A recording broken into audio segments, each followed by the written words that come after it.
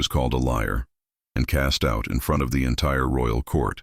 But when a single night revealed the truth, the prince who judged her fell to his knees in tears. What was so powerful that it made a future king cry? Thank you so much for watching and for all your comments. Let me know at the end if you liked the story and where you're watching from and why you're following this. The great hall of Ravenstone Castle stood silent under the weight of winter's grip, its stone walls thick with centuries of history and the cold breath of the northern winds. Torches flickered along the corridor leading to the throne room, casting dancing shadows that seemed to whisper secrets of ancient times. The year was 1342, and England's countryside lay blanketed in snow, each flake adding to the pristine whiteness that transformed the harsh landscape into something almost beautiful, though treacherous beneath its innocent appearance. Lady Isolde Hartley stood in the servants' corridor, her fingers trembling slightly as she clutched a sealed letter against her chest. The parchment felt heavy with importance, though it weighed nothing at all. She was 20 years old, with cascading auburn hair that caught the firelight like burnished copper, falling in gentle waves past her shoulders. Her eyes were a striking shade of emerald green, framed by dark lashes that gave her face an air of both innocence and quiet determination. Her features were delicate yet strong, with high cheekbones and full lips that rarely smiled these days. She wore a dress of deep forest green wool, layered with a lighter sage underdress that peeked through the slashed sleeves. The bodice was fitted with careful stitching, and over her shoulders draped a cloak of heavy wool lined with rabbit fur, fastened at her throat with a simple bronze clasp. The garment spoke of modest nobility, nothing ostentatious, but well-made and respectable. Isolde had traveled 3 days from her family's estate in the southern reaches of the kingdom, riding through treacherous winter roads with only 2 guards and her elderly maidservant, Martha, for company. The journey had been difficult, the cold seeping through even the thickest of cloaks, but determination had driven her forward. She carried with her proof of a crime that could shake the very foundations of the court, evidence that Lord Chancellor Percival Blackthorne had been embezzling funds meant for the kingdom's defense, leaving the northern borders vulnerable to raids from across the sea.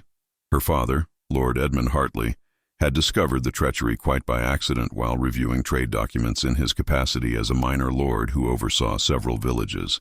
He had been a loyal servant to the crown for 40 years, his integrity unquestionable. But when he had tried to bring the matter to the attention of the royal court through proper channels, he had been met with delays, excuses, and finally, threats. Lord Blackthorne was powerful, connected to half the noble families in England through blood or marriage, and he did not take kindly to accusations, even those backed by evidence. When her father had fallen ill shortly after receiving those threats, confined to his bed with a mysterious ailment that the physicians could not name but whispered might be poison, Isolde had taken it upon herself to complete his mission. She would bring the evidence directly to Prince Adrian Thornwood, the heir to the throne, during his visit to Ravenstone Castle. The prince was known for his sense of justice, or so the story said. He was also known for his temper and his pride, but Isolde had no choice. Her father's life might depend on exposing the truth, and the kingdom's security certainly did. She took a deep breath, steadying herself as she heard footsteps approaching. Martha appeared beside her, the old woman's face creased with worry beneath her gray wool hood. "My lady, are you certain about this?" Martha whispered, her gnarled fingers reaching out to touch Isolde's arm. "The prince is holding court today. If you interrupt with accusations against a man as powerful as Lord Blackthorne, there could be consequences." "There are already consequences, Martha," Isolde replied softly, her voice steady despite the fear coiling in her stomach. "My father lies dying, possibly poisoned for trying to do the right thing. The kingdom's defenses are compromised. If I remain silent, I am complicit in whatever comes next." Martha's expression softened with both pride and concern. She had served the Hartley family since before Isolde was born, had helped raise the young woman from infancy, and loved her as dearly as if she were her own daughter. "Then I will be beside you, whatever comes," she said firmly. The 2 women made their way toward the throne room, their footsteps echoing softly on the stone floor. The castle was massive, built during the reign of the Conqueror, its architecture a testament to Norman strength and English resilience. Ravenstone served as one of the king's northern strongholds, a place where the crown's justice was dispensed and its power displayed. Tapestries lined the walls, depicting great battles and royal hunts, their colors still vibrant despite their age. Servants moved through the corridors with practiced efficiency, carrying firewood, linens, and trays of food, barely glancing at the two women as they passed. As they approached the great doors of the throne room, Isolde could hear voices within, the deep rumble of men discussing matters of state. Her heart began to beat faster, a drumming rhythm that seemed to echo in her ears. She had never met Prince Adrian, had only heard tales of him. They said he was extraordinarily handsome, with the build of a warrior and the mind of a scholar. They said he was fierce in battle, having led troops against raiders in the West when he was only 19. They also said he was arrogant, quick to judge, and slow to forgive those he felt had wronged him or wasted his time. The guards at the door, dressed in heavy leather armor reinforced with metal studs and wearing thick wool cloaks bearing the royal crest, crossed their spears as Isolde approached. "The prince is holding council," one of them said gruffly, his breath misting in the cold air. "No petitioners until the afternoon session." "This cannot wait," Isolde said, drawing herself up to her full height, which was considerable for a woman, making her nearly eye level with the shorter of the two guards. "I bring evidence of treason that Prince Adrian must see immediately." The guards exchanged glances, uncertainty flickering across their weathered faces. The word treason was not one to be used lightly, but it also was not one they could ignore. "Wait here," the taller guard finally said, disappearing through the door. Isolde could hear muffled conversation within, and then the door swung open fully. "The prince will see you," the guard announced, though his tone suggested he thought this was a mistake. Isolde stepped through the doorway, Martha following close behind. The throne room was vast, its vaulted ceiling disappearing into shadows high above. A great hearth blazed at one end, providing some warmth, but not enough to truly banish the winter chill. The windows were narrow slits, designed more for defense than light, and what illumination existed came from dozens of torches mounted in iron brackets along the walls. At the far end of the room, seated in a chair that, while not quite a throne, certainly suggested authority, sat Prince Adrian Thornwood. Isolde's breath caught slightly at the sight of him, for the tales had not exaggerated. He was perhaps 25 years old, with thick dark hair that fell just past his collar, slightly tousled as if he had run his hands through it repeatedly. His face was striking, with a strong jawline shadowed by a day's growth of beard, high cheekbones, and piercing blue eyes that seemed to take in everything at once. His nose was straight and aristocratic, his lips full but set in a line that suggested impatience. His shoulders were broad, his build that of a man who spent hours training with sword and lance, and even seated, his presence dominated the room. He wore a tunic of deep crimson wool, richly embroidered with gold thread in patterns of lions and crowns, over a shirt of fine white linen. His breeches were black, tucked into tall boots of supple leather, and over everything draped a cloak of black wool lined with thick wolf fur that cascaded over the back of his chair. At his side hung a sword with an ornate hilt, and on his finger gleamed a heavy gold ring bearing the royal seal. Beside him stood several men of the court, including Lord Blackthorn himself, a portly man in his 50s with thinning gray hair and small, calculating eyes. He wore layers of expensive fabric, his outer robe a rich burgundy trimmed with ermine, and his fingers glittered with rings. His expression was one of smug satisfaction, as if he had just concluded a particularly favorable negotiation. Prince Adrian's gaze fixed on Isolde, and she felt the weight of his scrutiny like a physical thing. His eyes traveled from her face down to the letter she clutched, then back up again, and something in his expression shifted, became harder, more skeptical. "You are the one who claims to bring evidence of treason?" he asked, his voice deep and resonant, carrying easily across the large room. There was an edge to it, a sharpness that suggested he did not suffer fools gladly. "I am, Your Highness," Isolde replied, proud that her voice did not waver. She curtsied as protocol demanded, lowering her eyes briefly before meeting his gaze again. "I am Lady Isolde Hartley, daughter of Lord Edmund Hartley of Ashwood. I bring evidence that Lord Chancellor Blackthorn has been embezzling funds designated for the kingdom's defense." A murmur ran through the assembled courtiers, and Lord Blackthorn's face darkened with anger. Prince Adrian held up one hand, silencing the whispers. "That is a serious accusation," he said, his tone now ice-cold. "I hope you have more than rumors and gossip to support such a claim." "I have documents, Your Highness," Isolde said, stepping forward and holding out the sealed letter. Records my father obtained showing discrepancies in the accounts. Funds that should have gone to fortifying the northern garrisons, but instead disappeared into private coffers. Prince Adrian gestured, and a servant hurried forward to take the letter from Isolda's hands and carry it to the prince. He broke the seal and unfolded the parchment, his eyes scanning the contents. The room fell silent except for the crackling of the fire and the distant howl of wind against the castle walls. Isolda watched anxiously as the prince read, hope flickering in her chest. Surely when he saw the evidence he would understand. Surely justice would prevail.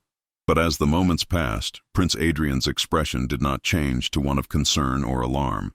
Instead, his jaw tightened, and when he finally looked up at Isolda, his eyes were cold as winter frost. "This is your evidence?" he asked, his voice dangerously quiet. "These are the documents that prompted you to interrupt my counsel and level accusations of treason against one of my father's most trusted advisors."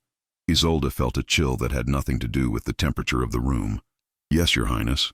Those records clearly show—" "These records show nothing," Prince Adrian interrupted, his voice rising now, filling the hall with its power and anger. "What they show is a confused compilation of figures that any clerk with half a mind could explain away as simple accounting differences between regions. What they show is that you, Lady Isolde, either do not understand basic mathematics or are willfully attempting to deceive this court." "Your Highness, that is not true," Isolde protested, her own voice rising with desperation. "Those figures represent actual gold that was allocated for specific purposes but never reached its destination. My father verified every entry before." "Your father," Prince Adrian said, standing now, his imposing height making Isolde feel suddenly very small, "is apparently as foolish as his daughter. Lord Blackthorne has served this kingdom with distinction for 20 years. His loyalty is beyond question, his service exemplary, and you dare to waltz into this hall with your pathetic attempt at scandal-mongering, thinking what? That I would simply take the word of some minor lordling's daughter over a man who has advised kings?" The words hit Isolde like physical blows. She felt heat rising to her cheeks, a mixture of shame and fury. "Your Highness, if you would only investigate further, question the garrison commanders who never received—" "Enough!" Prince Adrian's shout echoed off the stone walls, and Isolde flinched despite herself. He descended the steps from his chair, moving toward her with the predatory grace of a wolf stalking prey. When he stood before her, close enough that she could see the flecks of darker blue in his eyes, the anger etched in every line of his face, she felt truly afraid for the first time. "I will tell you what I think, Lady Isolde," he said, his voice now low but no less terrible for its quietness. "I think you are a foolish girl with delusions of importance, seeking to make a name for yourself by destroying a good man's reputation. I think you wasted 3 days traveling here with nothing but gossip and incompetence dressed up as evidence. I think you are either stunningly ignorant or a deliberate liar, and I have not yet decided which is worse." Tears pricked at Isolde's eyes, but she refused to let them fall. She would not give him the satisfaction. "Your Highness, I am neither ignorant nor a liar. I am trying to—" "You are trying my patience." Prince Adrian cut her off again. He turned to address the assembled court, his voice ringing out clearly. "Let it be known throughout the realm that Lady Isolde Hartley has come before this court with false accusations against a loyal servant of the crown. Let it be known that she has wasted the time of this council with her foolishness and her lies. Let her return to her father and tell him that his daughter has shamed their family name with her reckless behavior." The courtiers murmured their agreement, though Isolde noticed that some looked uncomfortable, their eyes sliding away from hers. Lord Blackthorne, however, looked triumphant, a cruel smile playing at the corners of his mouth. "Your Highness, please." Isolde tried once more, her voice breaking now, despite her efforts to control it. "My father is dying. He was threatened after he discovered—" "Enough of your tales," Prince Adrian said dismissively, turning away from her as if she were beneath his notice. "If your father is ill, it is likely from the same weakness of character that led him to raise a daughter who would behave so disgracefully. Guards, escort Lady Hartley and her servant from this castle. They are to leave Ravenstone immediately and not return without explicit invitation from the crown." The guards moved forward, and Martha's hand found Isolde's arm, squeezing gently. Isolde stood frozen for a moment, unable to believe what had just happened. She had come here seeking justice, bearing truth, and she had been dismissed as a liar and a fool, humiliated before the entire court. Her father's evidence rejected without proper examination. And worst of all, Lord Blackthorne remained untouched, his crimes unexposed, free to continue his treachery. "Come, my lady," Martha whispered urgently. "There is nothing more to be done here." As the guards began to escort them from the hall, Isolde turned back one last time to look at Prince Adrian. He had already returned to his chair, was already engaged in conversation with Lord Blackthorne, already dismissing her from his thoughts as if she had never existed. Their eyes met for just a moment across the distance, and Isolde saw no doubt there, no hesitation, only certainty in his judgment of her. She lifted her chin, refusing to bow her head in shame, and walked from the throne room with as much dignity as she could muster. Behind her, she heard the courtiers resume their conversations, their laughter, already turning her humiliation into entertainment for their gossip. By nightfall, the story would be all over the castle. By tomorrow, it would spread through the countryside. Lady Isolde Hartley, the foolish girl who accused a Lord Chancellor of treason with nothing but incompetence to back her claims. The cold air hit her face as they exited the castle proper, and this time Isolde could not stop the tears that spilled down her cheeks. Martha wrapped her arms around her, making soft, soothing sounds, and Isolde buried her face in the old woman's shoulder and wept. "What do I do now, Martha?" she whispered. "How do I face my father and tell him I failed? How do I tell him that the prince called me a liar, that justice will not come, that Lord Blackthorne will face no consequences for what he has done?" "We will find another way," Martha said firmly, though Isolde could hear the doubt in her voice. "There is always another way, my lady." But as they made their way to the stables to collect their horses, as the snow began to fall once more from the gray winter sky, Isolde could not imagine what that other way might be. She had played her only card and lost. Her father's evidence had been dismissed. Her reputation was destroyed. And somewhere in that castle, Lord Blackthorne was celebrating his victory while Prince Adrian remained utterly convinced of his own righteous judgment. The stable was warm and smelled of hay and horses, a welcome respite from the bitter cold outside. Their mounts were being prepared by a young stable boy who cast curious glances at Isolde's tear-stained face, but said nothing.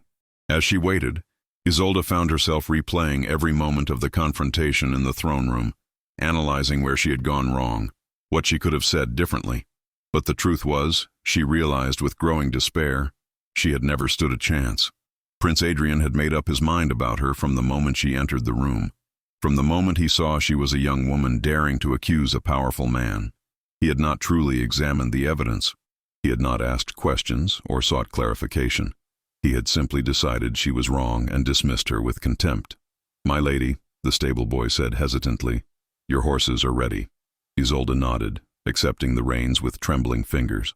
Martha mounted her own horse with the assistance of a wooden block, her aged joints protesting the movement. Their two guards, who had been waiting at the stables, looked grim and said nothing as they prepared to depart. As they rode out through the castle gates, Isolde took one last look back at Ravenstone, its dark towers silhouetted against the winter sky. Somewhere within those walls was the man who had destroyed her with his words, who had called her a liar and a fool. Prince Adrian Thornwood, heir to the throne, champion of justice according to the stories, who had proven himself to be nothing more than another arrogant noble too proud to consider he might be wrong. Isolde turned her face forward, toward the long cold road home, toward her dying father, toward an uncertain future. The snow fell harder now, covering their tracks almost as soon as they were made, and the wind howled like a creature in pain. Winter had come to England in earnest, and it felt to Isolde as if spring might never arrive again. The journey back to Ashwood took 4 days instead of 3. As the winter storms intensified and forced Isolde's small party to seek shelter twice along the way. They spent one night in a roadside inn where the fire barely kept the cold at bay, and another in an abandoned shepherd's hut that at least protected them from the howling wind. Martha fretted constantly over Isolde's health, wrapping her in every available blanket and forcing her to drink hot broth whenever they could manage to heat some. But it was not the cold that threatened Isolde's well-being. It was the weight of failure that pressed down upon her chest, making each breath feel labored and difficult. She replayed the scene in the throne room endlessly in her mind, hearing again Prince Adrian's contemptuous words, seeing again the certainty in his cold blue eyes. The humiliation burned as fiercely as it had in that moment, and with it came a deeper fear. What would she tell her father? How could she face him, knowing she had not only failed to bring justice, but had also likely made their situation worse? Lord Blackthorn now knew the Hartley family was attempting to expose him, and men like him did not forgive such transgressions. When they finally crested the hill overlooking Ashwood Manor, Isolde felt her throat tighten with emotion. The estate was not grand by noble standards, but it was home. The manor house was built of gray stone with a steep slate roof, surrounded by bare winter gardens and orchards whose branches reached toward the sky like skeletal fingers. Smoke rose from several chimneys, promising warmth within. The village of Ashwood lay just beyond, a collection of cottages and workshops where her father's tenants lived and worked. These were good people, hard-working and loyal, and her father had always treated them fairly, unlike some lords who saw their peasants as little more than property. As they approached the manor, the steward Geoffrey emerged to greet them. He was a man of middle years, with a scholarly stoop to his shoulders and worry etched deeply into his features. When he saw Isolde's face, his expression fell further. "My lady," he said quietly, helping her dismount.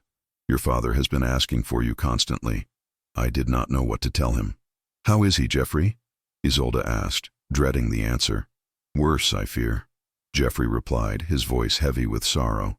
"The physicians still cannot determine what ails him. He grows weaker each day, can barely take food now. He drifts in and out of consciousness, and when he wakes, he speaks of little, but whether you have succeeded in your mission." Isolde closed her eyes briefly, fighting back tears. "Take me to him," she said. The interior of the manor was warm and familiar, with its wood-paneled walls and worn but comfortable furnishings. Servants moved quietly through the corridors, their faces somber. Everyone knew Lord Edmund was dying. Everyone feared what would come after. A young unmarried daughter could not hold an estate alone, and without her father's protection, Isolde would be vulnerable to any number of predatory nobles who might seek to claim Ashwood through forced marriage or legal manipulation. Her father's chamber was on the second floor, overlooking the winter gardens. Isolde paused outside the door, gathering her courage, then pushed it open.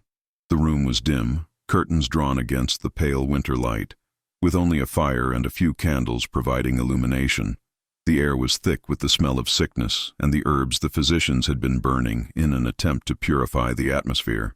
Lord Edmund Hartley lay in his bed, propped up on pillows, a shadow of the robust man he had been just months ago. His hair, once dark like his daughter's but streaked with distinguished gray, now lay limp and entirely white against the pillows. His face was gaunt, skin stretched tight over bones, and his breathing was shallow and labored. But when Isolde entered, his eyes opened, and she saw they still held their sharp intelligence. "Isolde," he whispered, his voice barely audible. "You have returned." She rushed to his bedside, kneeling and taking his frail hand in both of hers. "Father, I am here. I came as quickly as I could." "Did you see the prince?" he asked, each word seeming to cost him effort. "Did you deliver the evidence?" Isolde felt tears spilling down her cheeks now, unable to hold them back any longer. "I did, Father. I gave him everything, just as you instructed, but he would not listen. He called me a liar and a fool. He said the documents proved nothing, that I was trying to defame a loyal servant of the crown. He dismissed me from the court and forbade me from returning." She watched as her father's face crumpled with despair, and it broke her heart more completely than anything Prince Adrian had said. Lord Edmund had spent his life serving the crown with honor, had believed in justice and the rule of law, and now he was dying knowing that corruption had triumphed, and his final effort to protect the kingdom had failed. "I am so sorry, Father," Isolde sobbed. "I tried to make him understand, but he would not hear me. He had already decided I was wrong before I even spoke." Lord Edmund's hand tightened weakly around hers.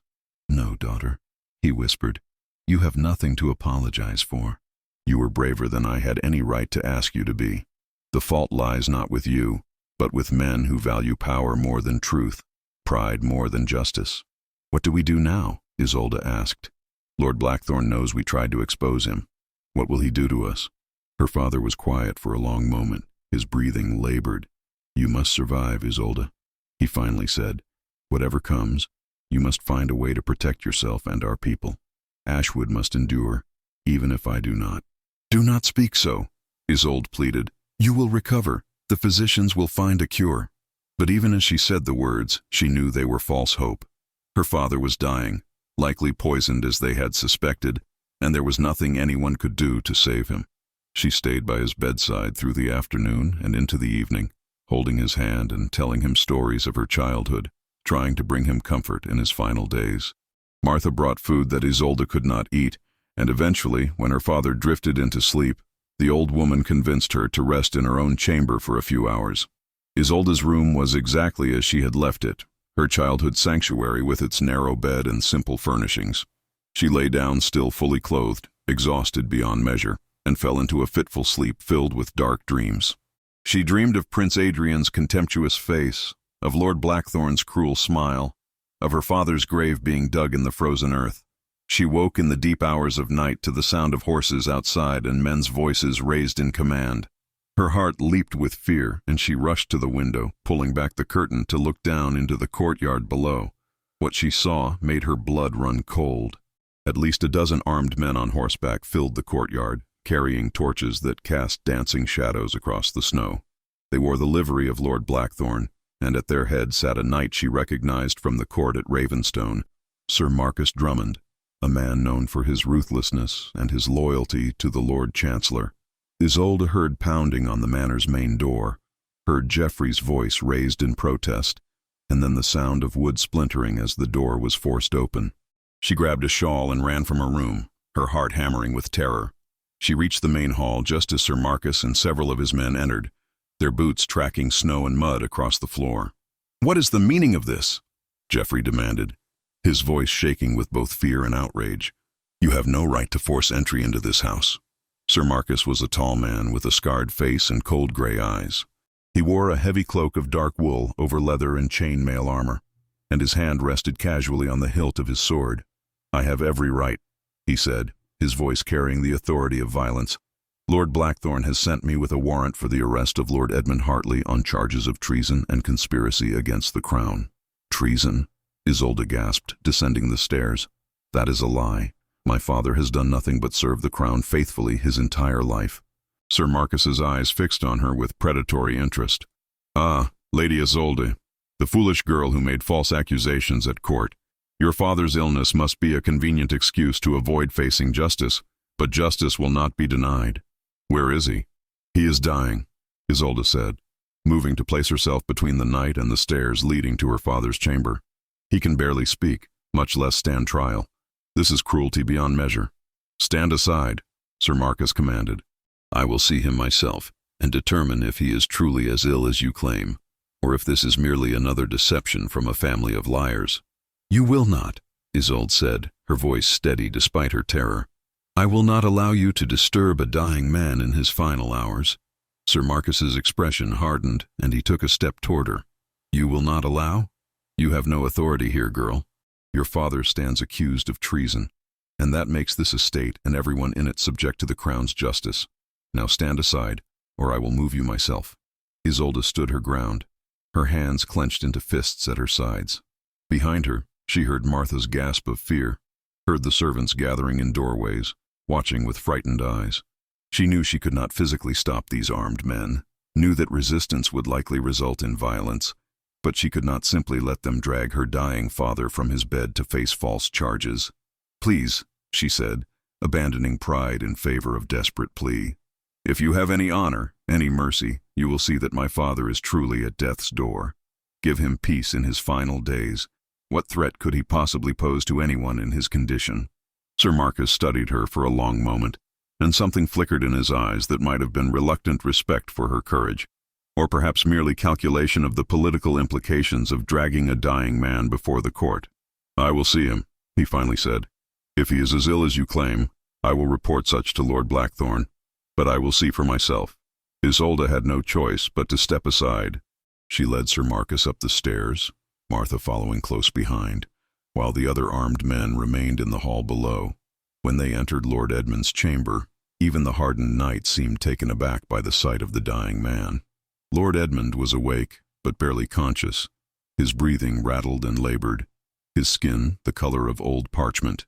Sir Marcus approached the bed slowly, his expression unreadable. "Lord Edmund," he said, his voice less harsh than before, "can you hear me?" Lord Edmund's eyes fluttered open, struggling to focus. "Who?" he whispered. "I am Sir Marcus Drummond, here on behalf of Lord Blackthorn. You stand accused of conspiracy and treason against the crown." A bitter smile touched Lord Edmund's lips, though it cost him visible effort. "Tell Blackthorn. He has won," he managed to say. "I will be dead within days. He need not trouble himself with false charges." Sir Marcus was silent for a moment, then turned to Isolde. "Your father is indeed dying," he said quietly. "I will report to Lord Blackthorn that Lord Edmund Hartley is too ill to be moved or to stand trial.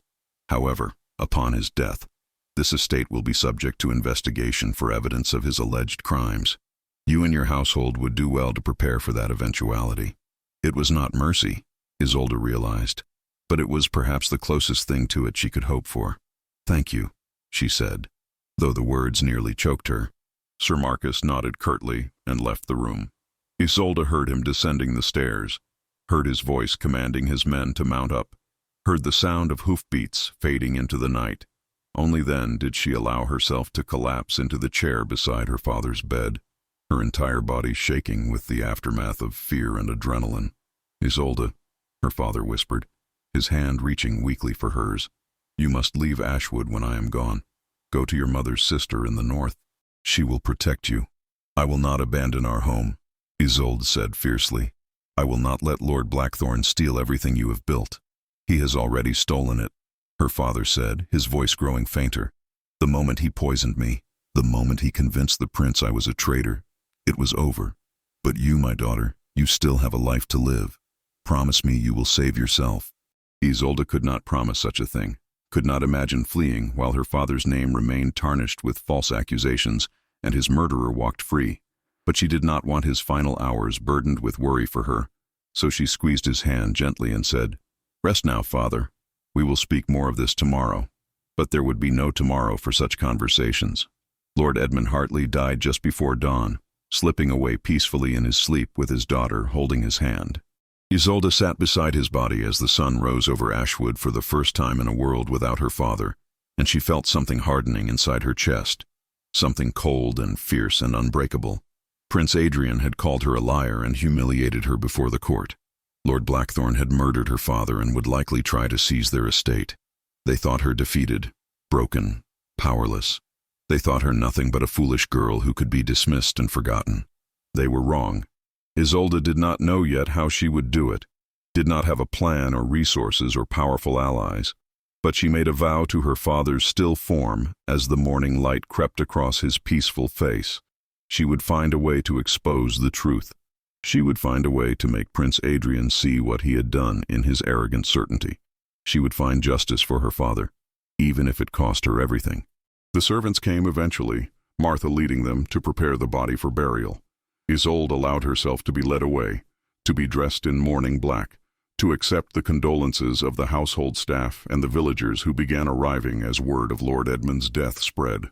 The next days passed in a blur of funeral preparations, of Geoffrey trying to organize the estate's affairs, of letters being written to relatives who might offer assistance.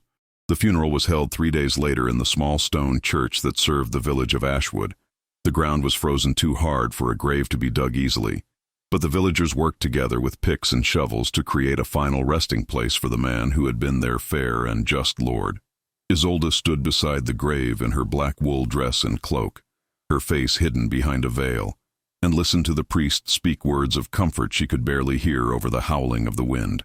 As they lowered her father's body into the frozen earth, Isolde looked up at the gray winter sky and wondered if there was any justice in heaven, since there seemed to be none on earth. But she did not weep, not here where others could see. She had shed all her tears in private, and now there was only the cold determination that had taken root in her heart. After the funeral, as the villagers returned to their homes and the household staff to their duties, Geoffrey approached Isolde in the manor's study, where she sat staring at her father's account books without really seeing them. "My lady," he said gently, "there is something you should know. A messenger arrived while we were at the church. Lord Blackthorn has formally claimed that your father owed him a substantial debt and has petitioned the crown to seize Ashwood Manor in payment." Isolde's hands tightened on the edge of the desk. "A debt? My father owed that monster nothing. This is another of his lies." "I know, my lady," Geoffrey said sadly. "But without your father here to refute the claim, and with the prince already convinced of his guilt, I fear the petition will be granted. We may have only a few weeks before crown officials arrive to take possession of the estate. Then we will use those weeks," Isolde said, her voice hard with resolve. "Geoffrey, I need you to make copies of every document my father had regarding Lord Blackthorn's embezzlement. Hide them in multiple locations. If they seize the estate, they will destroy any evidence they find here, but they cannot destroy what they do not know exists." Geoffrey looked at her with a mixture of surprise and hope. "You intend to try again? To bring proof before the prince?" "Not the prince," Isolde said bitterly. "He has proven himself deaf to truth.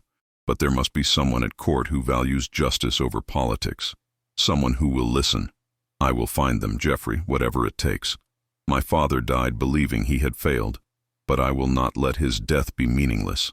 Lord Blackthorn will answer for his crimes, and Prince Adrian will learn what it costs to choose pride over truth."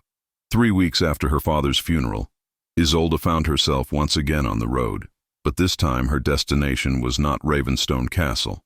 Geoffrey had discovered through his network of contacts that the king himself would be holding court in London within the month, and that petitions could be brought directly before him during the public audiences.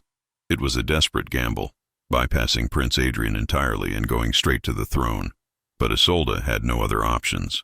The crown's officials were expected at Ashwood within days to begin the process of seizing the estate, and time was running out. She traveled with only Martha and a single guard, a young man named Thomas, who had served her father faithfully and refused to abandon the family even in their darkest hour. They could afford no more. Most of the household funds had been depleted by her father's illness and funeral expenses, and Isolde had sold several pieces of her mother's jewelry to finance this journey. She wore a dress of deep gray wool, mourning attire that was both practical for travel and appropriate for her recent loss.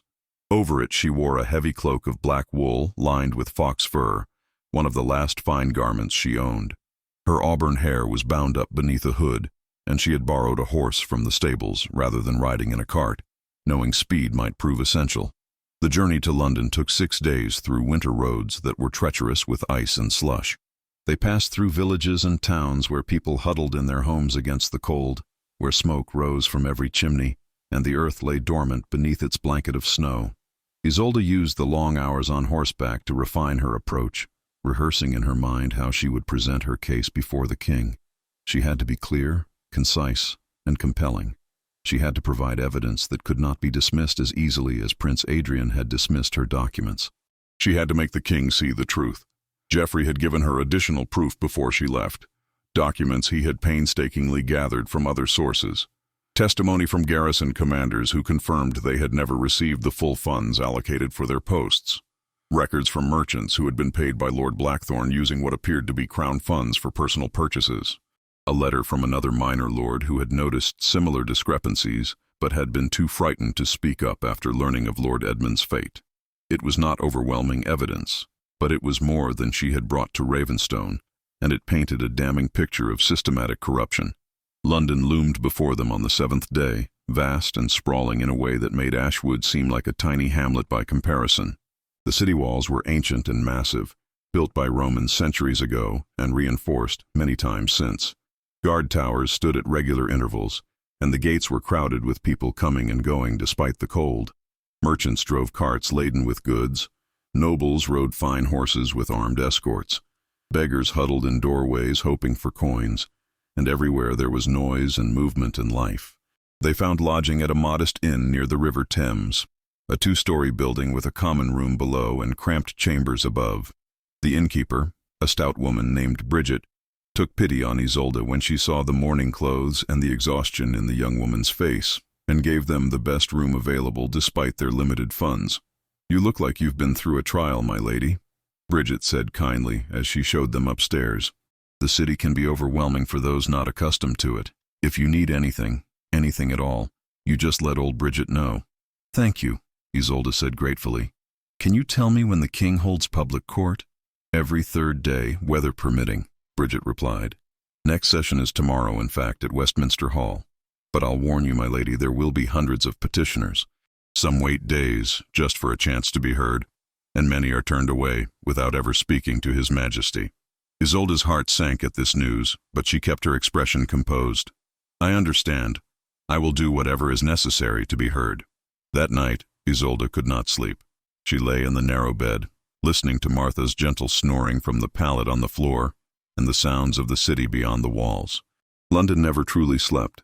Even at midnight she could hear voices in the street, the clatter of a horse's hooves, the distant call of the night watch announcing the hour. She thought of her father, wondered if he could see her now, if he would be proud of her determination, or worried for her safety. She thought of Prince Adrian and felt the familiar burn of humiliation and anger. She thought of Lord Blackthorne and felt something darker, a desire for justice that bordered on vengeance. Morning came cold and gray, with frost coating the windows. Isolde dressed carefully in her best remaining gown, a dress of deep blue wool with silver embroidery at the cuffs and neckline, over which she wore her black mourning cloak. She wanted to look respectable, to appear as the daughter of a noble house should appear, but the cloak would remind everyone she saw that she was in mourning, that she had suffered loss and deserved sympathy. Westminster Hall was a massive stone structure that dominated the landscape around it, built to showcase the power and authority of the English crown. Its roof soared impossibly high, supported by enormous wooden beams, and its walls were thick enough to withstand any siege. Guards stood at every entrance, and nobles in their finest attire moved through the crowds with the confidence of those who belonged in such a place. Isolde joined the line of petitioners that stretched from the hall's entrance out into the courtyard. There were easily 200 people waiting, maybe more. Merchants seeking royal charters, knights requesting lands or titles, widows begging for pensions, farmers complaining of unjust treatment by their lords. Each clutched their petition or evidence close, each hoping desperately to be heard by the king himself, rather than being shuffled off to some minor official who would make promises and do nothing. Hours passed. The line moved with agonizing slowness, and the cold seeped through even Isolde's thick cloak. Martha brought her bread and cheese from a vendor, but Isolde could barely eat, her stomach too twisted with anxiety. She watched as people emerged from the hall, some looking triumphant, others dejected, still others simply confused. She tried to gauge how the king was responding to petitions, but there seemed to be no pattern she could discern. It was nearly dusk when Isolde finally reached the entrance to the hall itself. A clerk sat at a table, taking names and briefly reviewing each petition to determine if it merited the king's attention. "Name and purpose," the clerk said without looking up, his voice bored from repeating the same question hundreds of times. "Lady Isolde Hartley of Ashwood," she said clearly. "I bring evidence of embezzlement and corruption by a high official of the crown, and I seek the king's justice for the murder of my father, Lord Edmund Hartley." The clerk's head snapped up at that, his eyes widening slightly. "That is a serious accusation. Against whom?" "Lord Chancellor Percival Blackthorne," Isolde said, her voice steady despite the fear coiling in her stomach. The clerk's expression became guarded, almost fearful. He glanced around as if checking who might have overheard. "My lady, such accusations should not be made lightly or publicly. Lord Blackthorne is one of the king's closest advisers." "I do not make them lightly," Isolde said. "I have evidence, documents, testimony, records that prove his crimes. I merely ask for the opportunity to present them before His Majesty." The clerk studied her for a long moment, and Isolde saw the internal struggle in his eyes. He could easily turn her away, dismiss her petition as he had probably dismissed dozens of others that day. But there was something in her face, in her determination, that seemed to give him pause. "Wait here," he finally said, rising from his table. He disappeared into the hall, and Isolde stood trembling, not from cold, but from the awful uncertainty of the moment. Martha squeezed her hand encouragingly, but said nothing. When the clerk returned, his expression was carefully neutral. "His Majesty will see you," he said quietly. "But I must warn you, Lady Hartley, the king does not tolerate those who waste his time or bring false charges against loyal servants. If your evidence is not substantial, you may find yourself facing charges of slander or worse." "I understand," Isolde said. "Thank you for this opportunity."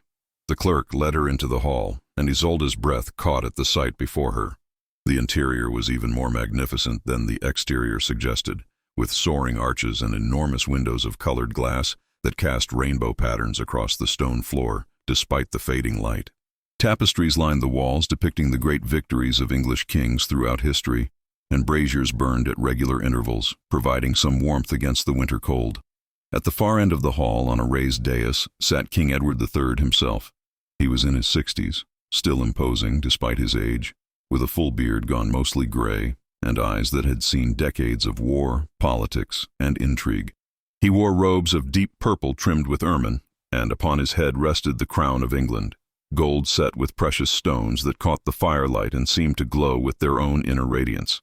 To his right stood various advisors and nobles, and to his left sat Queen Philippa, elegant in a gown of burgundy silk, her kind face watching the proceedings with gentle interest.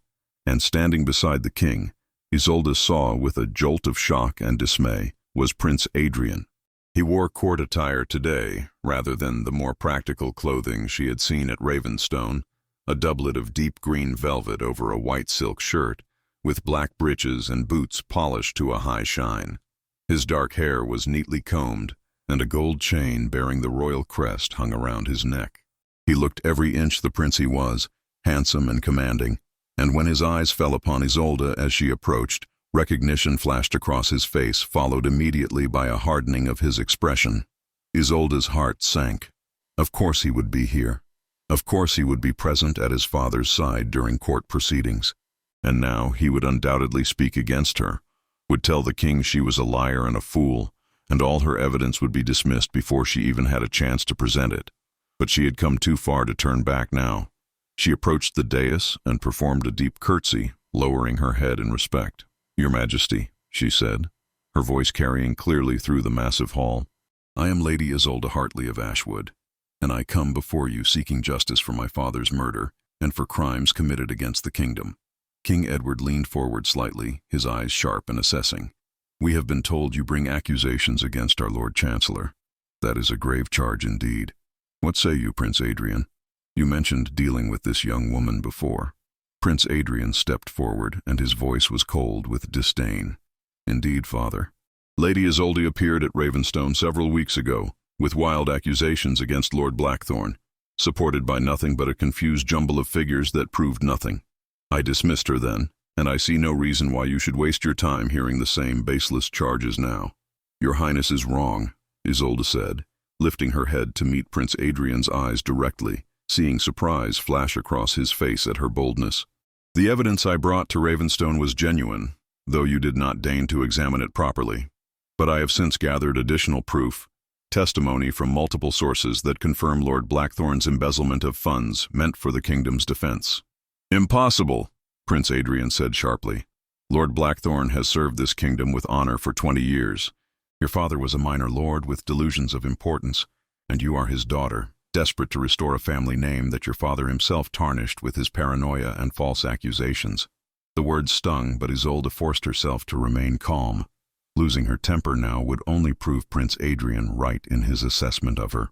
Instead, she turned her attention to the king himself.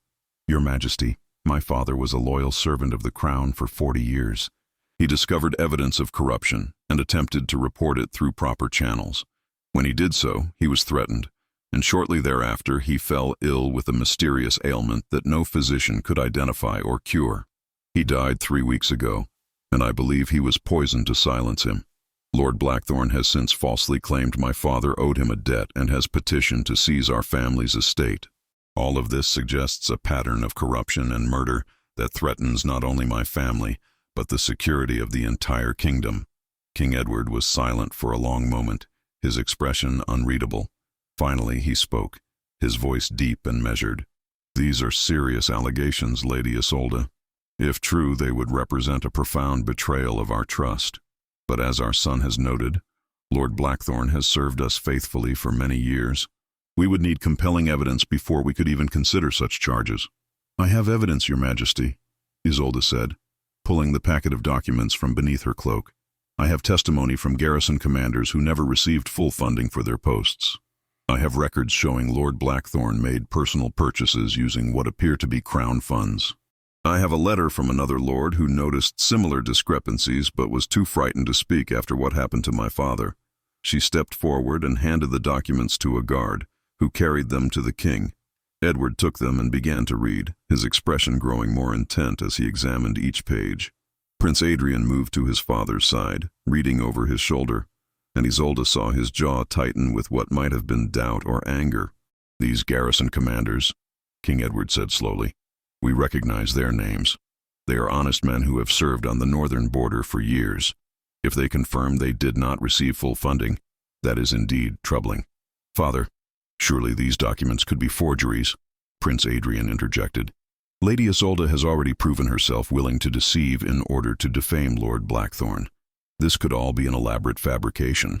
"That could easily be verified, Your Highness," Isolde said, her voice sharp now with barely controlled anger. "Send messengers to these commanders. Ask them directly if they received the full allotment of funds. The truth will reveal itself quickly enough." "The girl has a point," said an older nobleman standing near the queen. A man Isolde did not recognize but who wore the insignia of a duke. "Such verification would be simple enough to arrange and would settle the matter definitively one way or another." King Edward set down the documents and fixed Isolde with a penetrating stare. "Lady Isolde, do you swear before God and this court that everything you have presented here today is true to the best of your knowledge?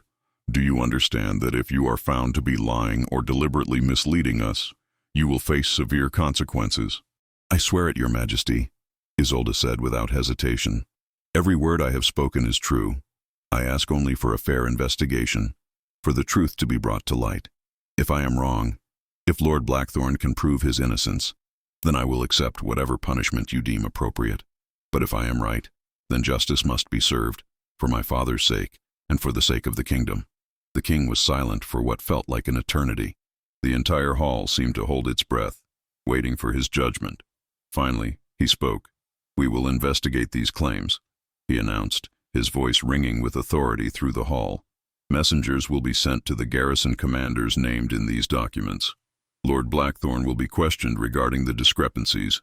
Until this matter is resolved, Lady Isolde, you will remain in London under our protection. We will not have you harmed or intimidated while this investigation proceeds."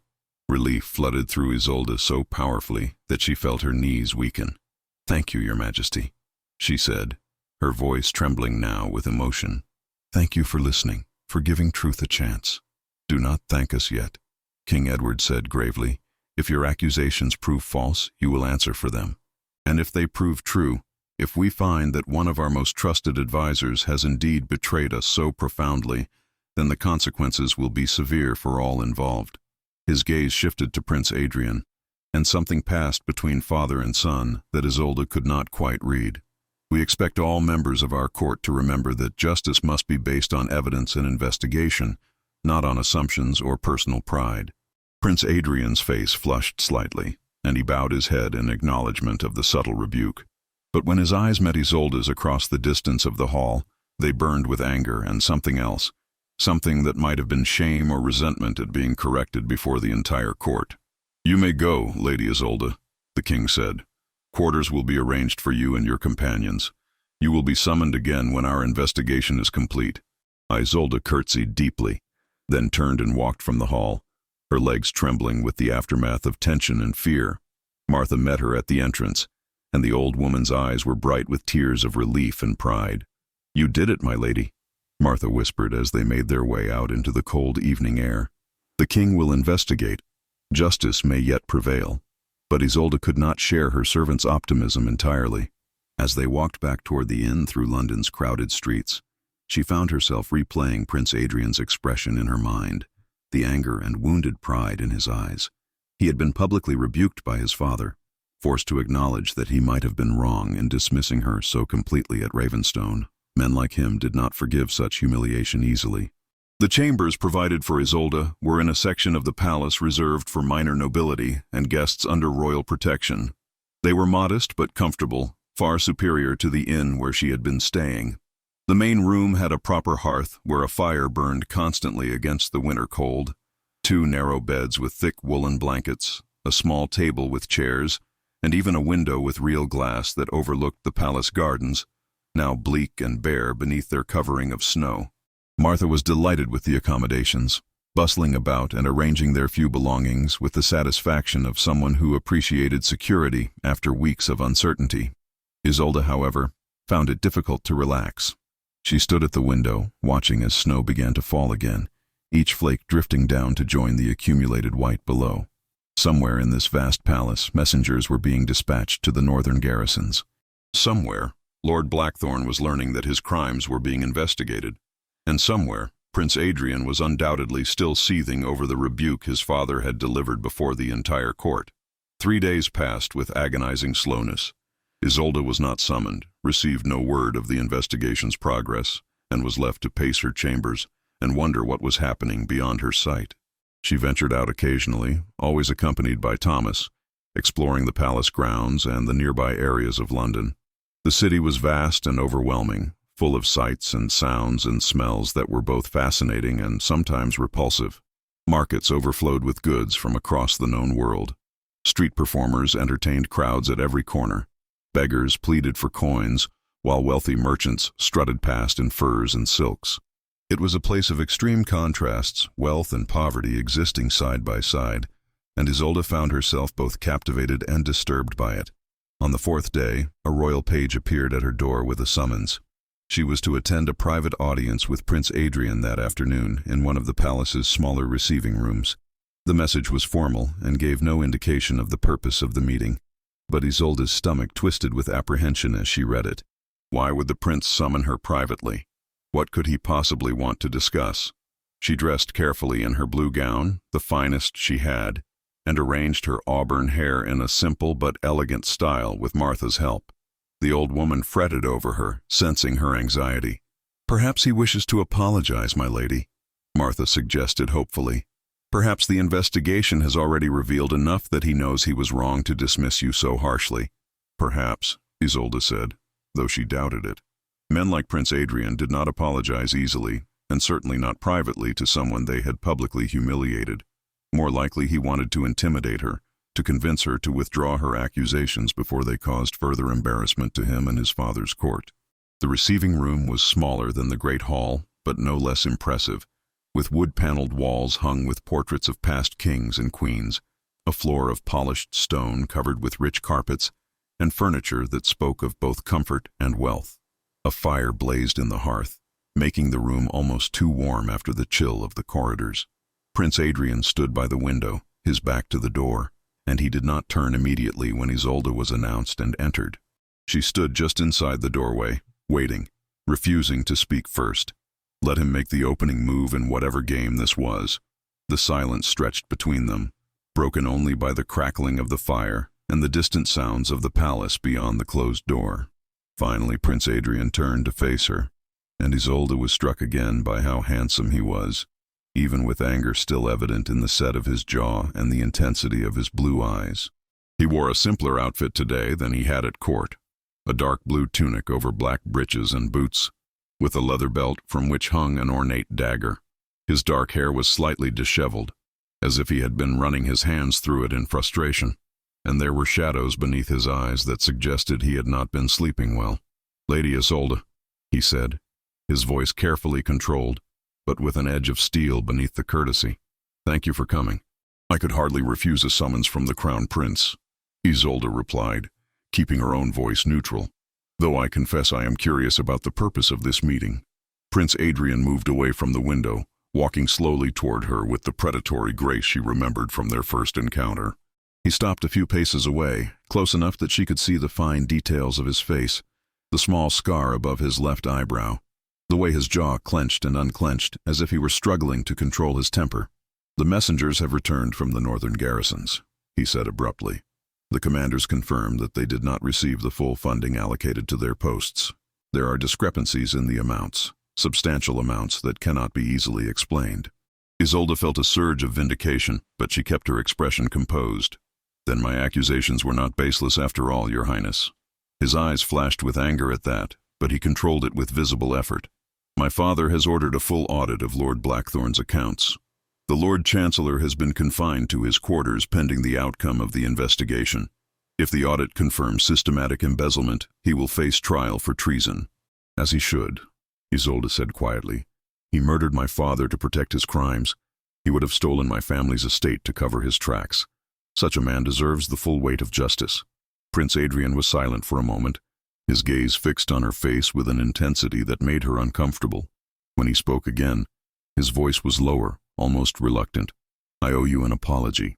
The words hung in the air between them, and Isolde felt shock ripple through her. Of all the things she had expected him to say, that was not among them. "I judged you too quickly at Ravenstone," he continued, the words clearly costing him effort to speak. "I saw a young woman making accusations against a powerful man, and I assumed you were either foolish or seeking attention. I did not examine your evidence properly. I dismissed you without giving you a fair hearing. That was wrong of me, and I apologize." Isolde stared at him, trying to gauge his sincerity. His face was carefully neutral, but she could see the tension in his shoulders, the way his hands clenched and unclenched at his sides. This apology did not come easily to him, she realized. Pride was clearly warring with integrity, and integrity had won, but barely. "You called me a liar before your entire court," she said, her voice steady despite the emotion churning inside her. "You humiliated me, dismissed my father's evidence as worthless, and sent me away with your contempt ringing in my ears. And while I was traveling home, while I was watching my father die, Lord Blackthorn was free to continue his crimes because you were too proud to consider that you might be wrong." Prince Adrian flinched as if she had struck him, and his jaw tightened further. "I know what I did," he said, his voice rough now. "I know the consequences of my prideful judgment. Your father might still be alive if I had listened to you, if I had investigated your claims instead of dismissing them. That knowledge will haunt me, Lady Isolde. I assure you of that." "Will it?" Isolde asked, surprised by her own boldness but unable to stop the words from coming.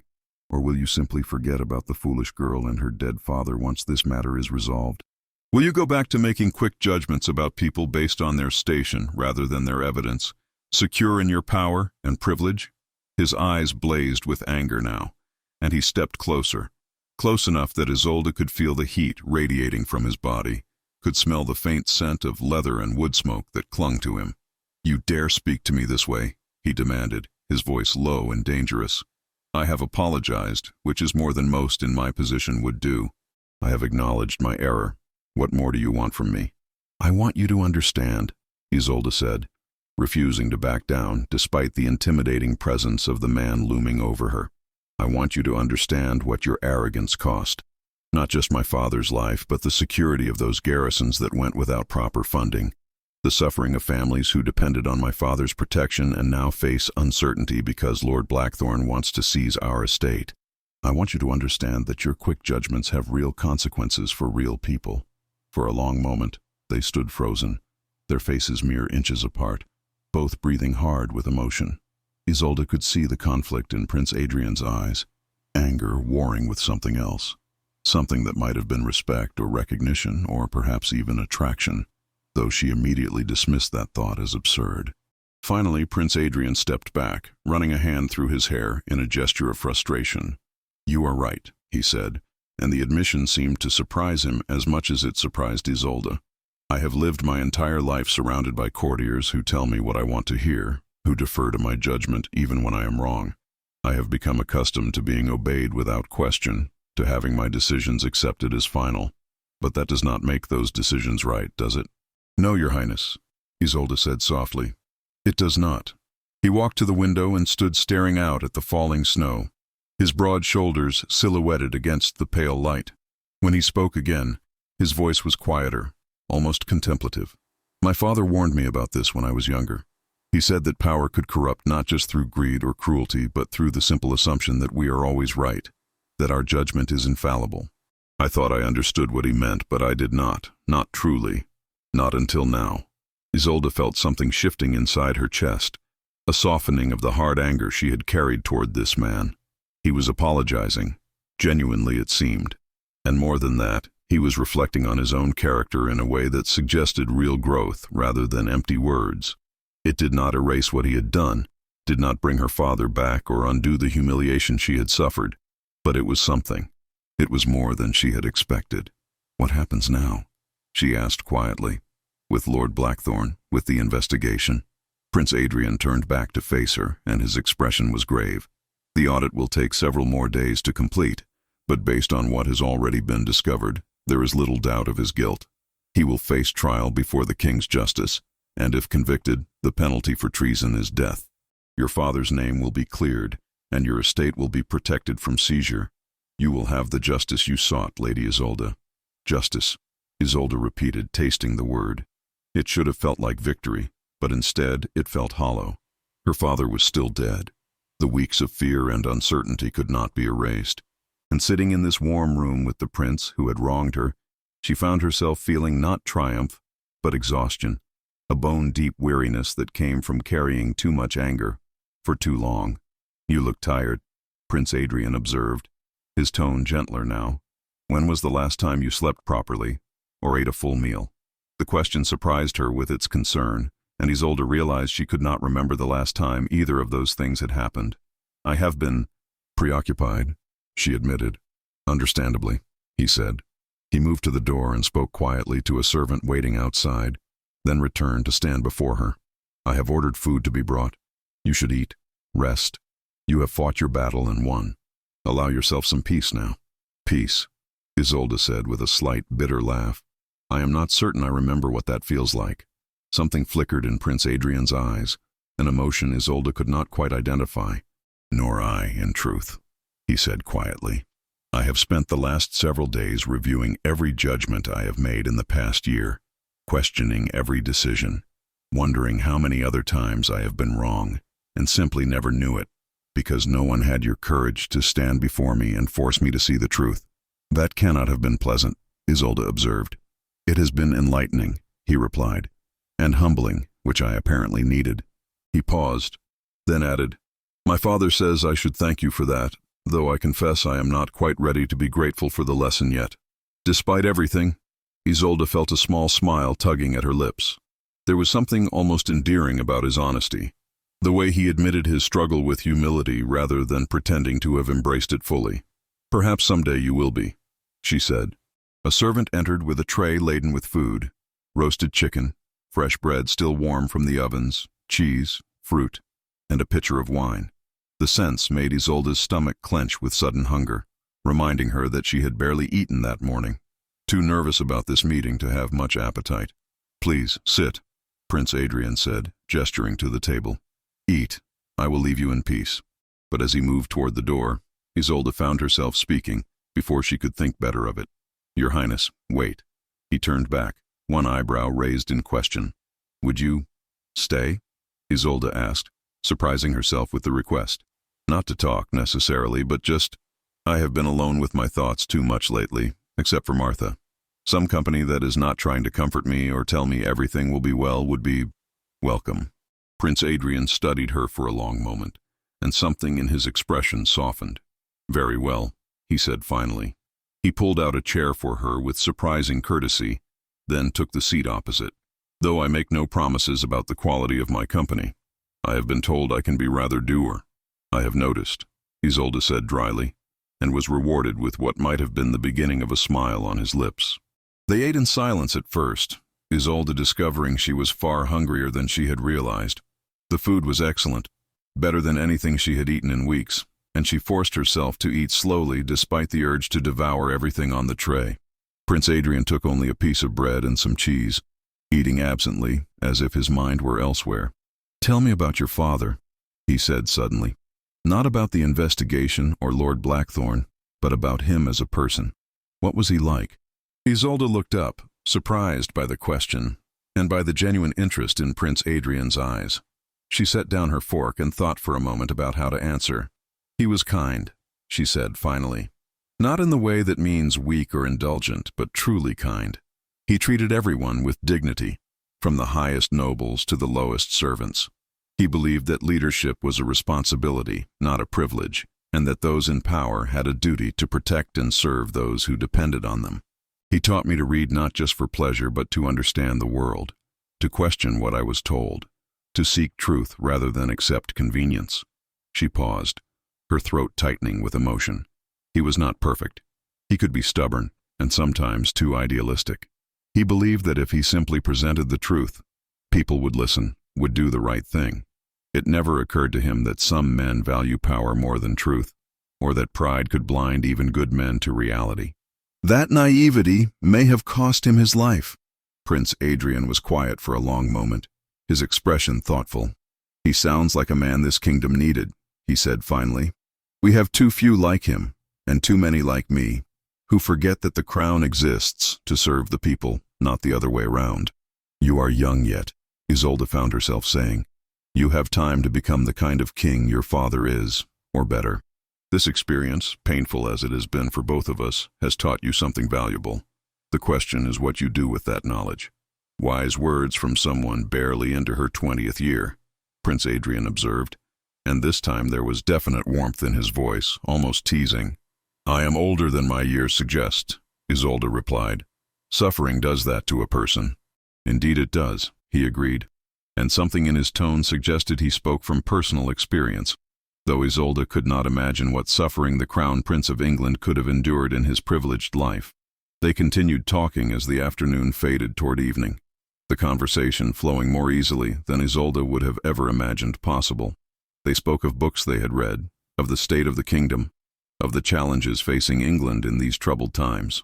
Prince Adrian was well educated and thoughtful when he chose to be, and Isolde found herself reassessing her initial impression of him as merely an arrogant nobleman. He was complex, she realized, a man struggling between the person he had been raised to be and the person he might become.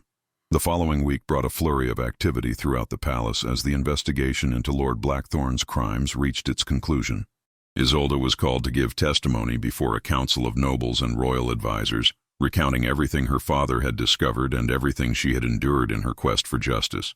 It was difficult, reliving those painful memories, but she forced herself to remain composed and clear, knowing that her words carried weight now in a way they had not before. The audit revealed systematic embezzlement spanning nearly 5 years, with funds meant for military defenses, road maintenance, and public works disappearing into accounts controlled by Lord Blackthorn and several accomplices. The total sum was staggering, enough to have properly equipped 3 garrisons, or built a dozen bridges, or fed thousands of families through harsh winters. Instead, it had financed Lord Blackthorn's lavish lifestyle, his multiple estates, his collection of fine horses and expensive artwork. When confronted with the evidence, Lord Blackthorn had initially attempted to deny everything, then to shift blame to subordinates, and finally, when neither strategy worked, to claim he had acted for the good of the kingdom in ways the investigators could not understand. His defense was pathetic and transparent, and the council saw through it immediately. He was formally charged with treason, embezzlement, and conspiracy to commit murder in the death of Lord Edmund Hartley. The trial was held in Westminster Hall before King Edward himself, with the full court in attendance. Isolde sat in the gallery reserved for witnesses and victims, Martha beside her, watching as Lord Blackthorn was led in chains to stand before the throne. He looked diminished somehow, his portly frame seeming to sag with the weight of his crimes, his face gray and drawn. Gone was the smug confidence she had seen at Ravenstone. In its place was the desperate fear of a man who knew his fate was sealed. The evidence was presented methodically and thoroughly. Documents were read aloud, witnesses gave testimony, and with each piece of proof, Lord Blackthorn's guilt became more undeniable. He had stolen from the crown, endangered the kingdom's defenses, and arranged the murder of a loyal nobleman who had threatened to expose him. The case was airtight, built on the foundation Lord Edmund had laid and expanded by the king's own investigators. Prince Adrian sat at his father's side throughout the proceedings, his expression grave and attentive. Several times during the testimony, his eyes found Isolde's across the crowded hall, and she thought she saw regret there, and perhaps something else, a connection forged through shared understanding of justice delayed and finally served. When the final witness had spoken and the last document had been examined, King Edward rose from his throne, and the hall fell into absolute silence. His voice, when he spoke, was heavy with the weight of betrayal and disappointment. "Lord Percival Blackthorn, you have been found guilty of treason against the crown, of embezzlement of royal funds, and of conspiracy to commit murder. These crimes strike at the very heart of the kingdom, undermining the trust upon which all governance depends. You have betrayed not only your king, but every man, woman, and child who depends on this crown for protection and justice." Lord Blackthorn's knees buckled, and guards had to hold him upright as the king continued. "The penalty for treason is death. However, in consideration of your years of service before these crimes began, and at the request of Queen Philippa, who has advocated for mercy, we commute your sentence to life imprisonment. You will be taken to the Tower of London, where you will remain until your death. Your lands, titles, and properties are hereby forfeit to the crown. Your family name is stripped of all honors, and may God have mercy on your soul, for you will find no mercy from us." Guards led the sobbing, broken man from the hall, and Isolde felt a complex mixture of emotions wash over her. It was justice, but it felt hollow. Lord Blackthorn would suffer for his crimes, but her father was still dead. The wrong had been righted, but the damage could not be undone. After the trial concluded, King Edward summoned Isolde to a private audience. She entered the same receiving room where she had met with Prince Adrian, finding both the king and queen waiting for her. Queen Philippa was a gracious woman in her 50s, with kind eyes and a gentle manner that immediately put Isolde at ease. "Lady Isolde," the king said warmly, "we owe you a debt of gratitude. Your courage in pursuing justice despite overwhelming obstacles has saved this kingdom from continued corruption and has exposed a traitor in our midst. Your father would be proud of you." Isolde curtsied deeply, tears pricking at her eyes at the mention of her father. "Thank you, Your Majesty. I only did what my father would have wanted, what honor demanded." "You did far more than that," Queen Philippa said gently, gesturing for Isolde to sit. "You persevered when most would have given up. You stood before this court and demanded to be heard when you had every reason to believe you would be dismissed again. That takes extraordinary strength of character." King Edward nodded in agreement. "As recompense for your father's service and for the wrongs done to your family, we are restoring Ashwood Manor to you with full rights and protections. Additionally, we are granting your estate tax exemptions for 5 years and providing funds to compensate for your losses. Lord Blackthorn's property in the southern counties will be granted to you as well, more than doubling your family's holdings." Isolde's eyes widened in shock. "Your Majesty, that is far more than I expected or deserve." "It is less than you have earned," the king said firmly. "Your father died serving this kingdom, and you nearly sacrificed everything to see justice done. We would do more if we could, but perhaps this will help secure your future and honor your father's memory." "There is one more matter," Queen Philippa said, her eyes twinkling slightly. "A young woman of noble birth and substantial property will attract many suitors, some with honorable intentions and some without. We would not see you pressured into an unsuitable marriage. Therefore, we are placing you under royal protection, which means any marriage contract must be approved by the crown. You will be free to choose your own husband when and if you wish, without fear of being forced into an arrangement against your will." The relief Isolde felt at this announcement was profound. She had not allowed herself to think too much about the future, about what would happen after the trial, but the prospect of being a wealthy unmarried woman with no male protector had worried her. Now, with the crown's protection, she would have time to grieve, to heal, to rebuild her life without being immediately besieged by fortune hunters. "I cannot express my gratitude adequately, Your Majesties," Isolde said, her voice thick with emotion. "You have given me not just justice but hope for the future." "You gave that to yourself, child," Queen Philippa said warmly. "We merely recognized it and offered what support we could." As Isolde left the audience chamber, she found Prince Adrian waiting in the corridor outside. He wore a heavy cloak over his court attire, as if preparing to go riding, and he carried a second cloak draped over one arm. "Lady Isolde," he said, bowing slightly, "might I have a word?" "Of course, Your Highness," she replied, curious about what he wanted now that the trial was concluded and justice had been served. He led her to a small balcony overlooking the palace gardens, where they could speak privately but still remain visible to any passers-by, maintaining propriety. The winter afternoon was cold but clear, with pale sunlight breaking through the clouds to illuminate the snow-covered grounds below. "I wanted to speak with you before you return to Ashwood," Prince Adrian said, his voice uncharacteristically hesitant. To explain." He paused, frustration crossing his face. "This is more difficult than I anticipated." Isolde waited patiently, sensing he needed to work through whatever he was trying to say in his own time. "I have been thinking about our conversations over the past week," he finally continued. "About the things you said to me, about the lessons I needed to learn. You were right about all of it, and I find myself changed somehow. I look at situations differently now. I question my assumptions. I try to see beyond surface impressions to the truth beneath. That is good, Your Highness, Isolde said gently. That is the mark of wisdom, to be willing to learn and grow. It is uncomfortable, he admitted with a slight smile. I preferred the certainty of always being right, even if that certainty was false. Most people do, Isolde replied. True growth is rarely comfortable. Prince Adrian turned to face her fully, and the intensity in his blue eyes made her breath catch slightly. I do not want you to leave London, he said abruptly.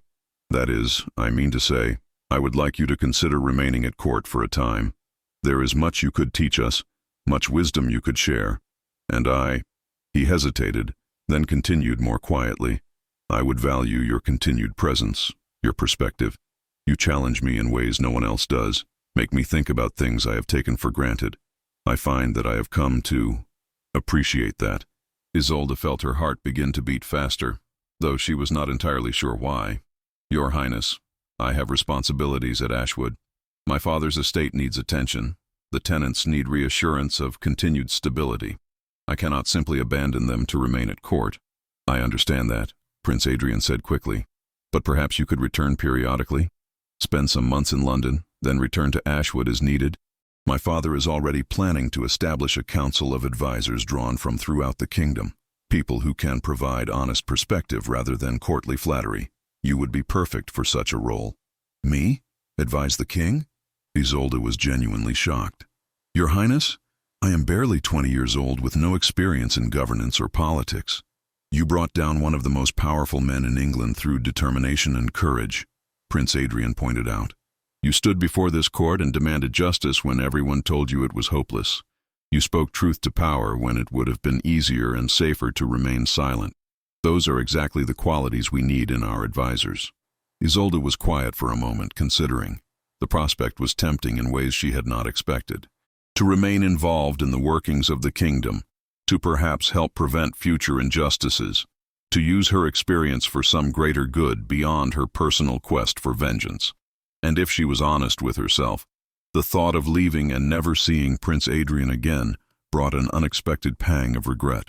I would need to return to Ashwood first, she said slowly, to settle my father's affairs, to ensure the estate is properly managed.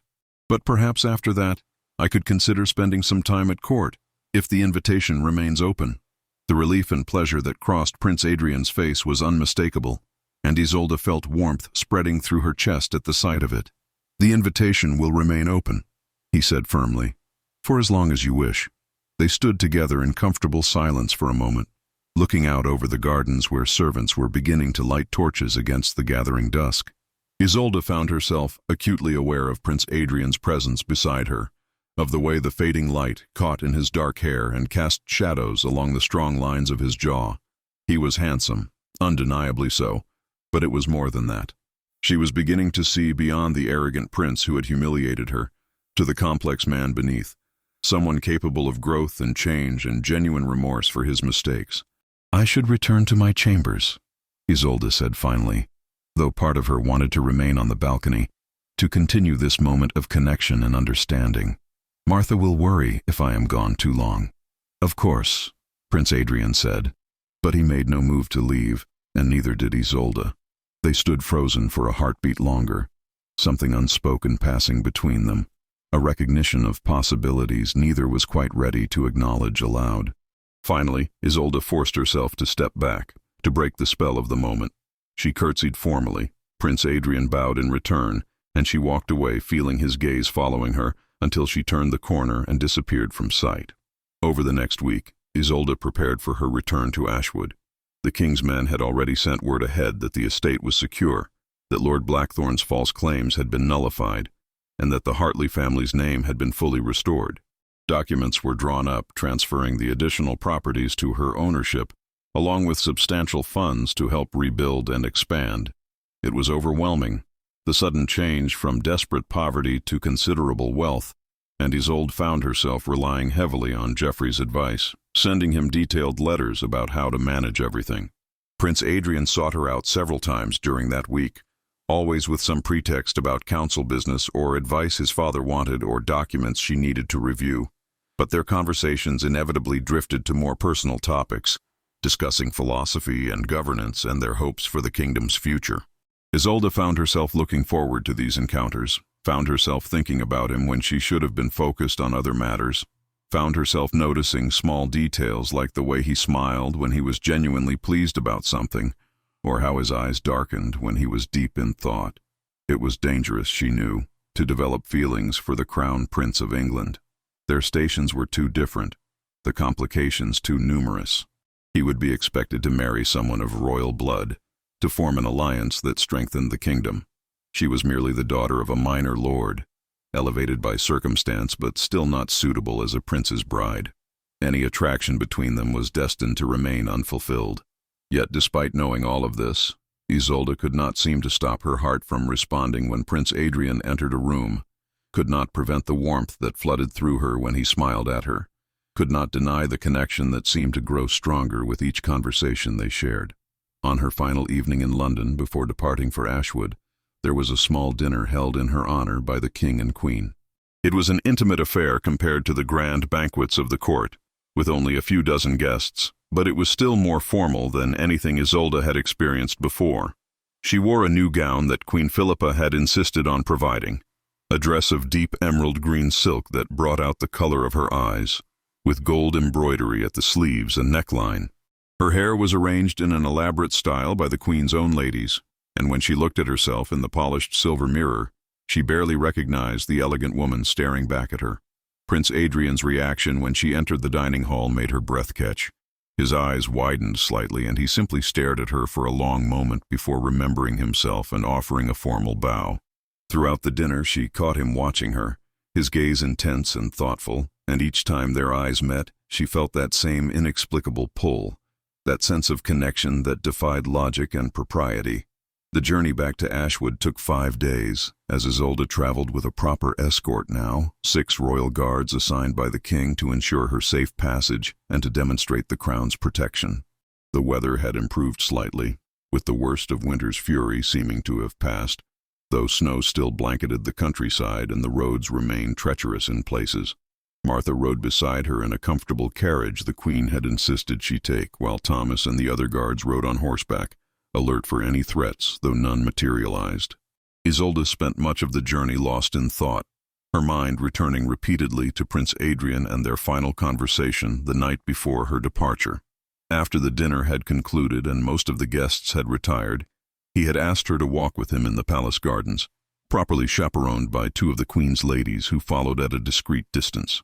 The moon had been full and bright, casting silver light across the snow-covered paths, and their breath had misted in the cold air as they walked. "I do not want you to go," Prince Adrian had said quietly, his voice heavy with emotion. "I know you must. I know you have responsibilities that cannot be ignored, but the thought of you leaving, of not seeing you each day, of not having our conversations, it troubles me more than I can adequately express." Isolde had felt her heart clench at his words, at the vulnerability she heard beneath them. "I will return," she had promised. "Once I have settled affairs at Ashwood, once I have ensured my father's people are cared for, and the estate is properly managed, I will return to London, to serve on the council, as you suggested, and to—" She had hesitated, unsure how to complete that thought. "And to what?" Prince Adrian had asked, stopping on the path and turning to face her fully. The moonlight had cast shadows across his features, making him look both beautiful and somehow haunted. "To continue what we have begun," Isolde had said finally, her voice barely above a whisper. "Whatever that may be." He had reached out then, slowly, giving her time to pull away if she wished, and taken her hand in his. Even through their gloves, the touch had sent warmth flooding through her. "I do not know what this is between us," he had admitted. "I have never felt this way before. This pull toward another person, this need to be in their presence, to hear their thoughts, to see them smile. It defies explanation and probably defies wisdom as well, given our respective positions." "It does," Isolde had agreed, but she had not pulled her hand away. "You are the crown prince, expected to make a marriage that serves the kingdom's interests. I am merely a minor noble, elevated by circumstance but hardly suitable as a prince's. As my what, Isolde?" Prince Adrian had asked, using her given name without title for the first time, his voice soft and intense. My companion? My friend? Or something more? She had not known how to answer that, had felt torn between hope and fear, desire and practicality. In the end, she had simply squeezed his hand gently and said, "I suppose we will discover that when I return." The memory of that moment, of the way he had looked at her with such open longing and confusion, stayed with Isolde throughout her journey home. She knew she should be more cautious, should protect her heart better, but something about Prince Adrian had broken through her defenses. Perhaps it was seeing him grow and change, watching him struggle to become a better man. Perhaps it was the genuine remorse he had shown for his mistakes, or the way he listened to her as if her opinions truly mattered. Or perhaps it was simply that beneath the royal trappings and the arrogance that had initially blinded her to his better qualities, she had found someone she could genuinely care for. When Ashwood Manor finally came into view over the familiar hill, Isolde felt a complex mixture of emotions wash over her. Relief at being home, grief at knowing her father would not be there to greet her, and determination to honor his memory by caring for everything he had built. The manor looked the same as always, its gray stone walls solid and enduring, smoke rising from the chimneys, but she knew everything had changed irrevocably. Geoffrey met her at the entrance, his face wreathed in smiles despite the tears that gleamed in his eyes. "My lady, welcome home. Oh, if your father could see you now, arriving with royal guards and honors, vindicated and victorious, he would be so proud." "I hope so, Geoffrey," Isolde said, embracing the old steward warmly. "I hope wherever he is, he knows that justice was served." The household staff had gathered to greet her, and Isolde spent time speaking with each of them, thanking them for their loyalty during the difficult weeks, assuring them that their positions were secure and that Ashwood would continue to prosper under her stewardship. Many of them wept openly, expressing their relief and joy that the false accusations had been disproven and that their beloved master's name had been cleared. Over the following days, Isolde threw herself into the work of managing the estate. There was much to do, decisions to make about planting for the spring, repairs needed to buildings damaged by winter storms, disputes among tenants to mediate, accounts to review. Geoffrey was invaluable, his experience and wisdom guiding her through the complexities of estate management. She discovered that she had a natural aptitude for it, that the same determination and attention to detail that had helped her pursue justice now served her well in ensuring Ashwood's prosperity. She also began the process of integrating the properties she had inherited from Lord Blackthorn's forfeiture. The estate was substantial, including several farms, a mill, and a small village. Isolde visited each location personally, introducing herself to the people who now depended on her, listening to their concerns and needs.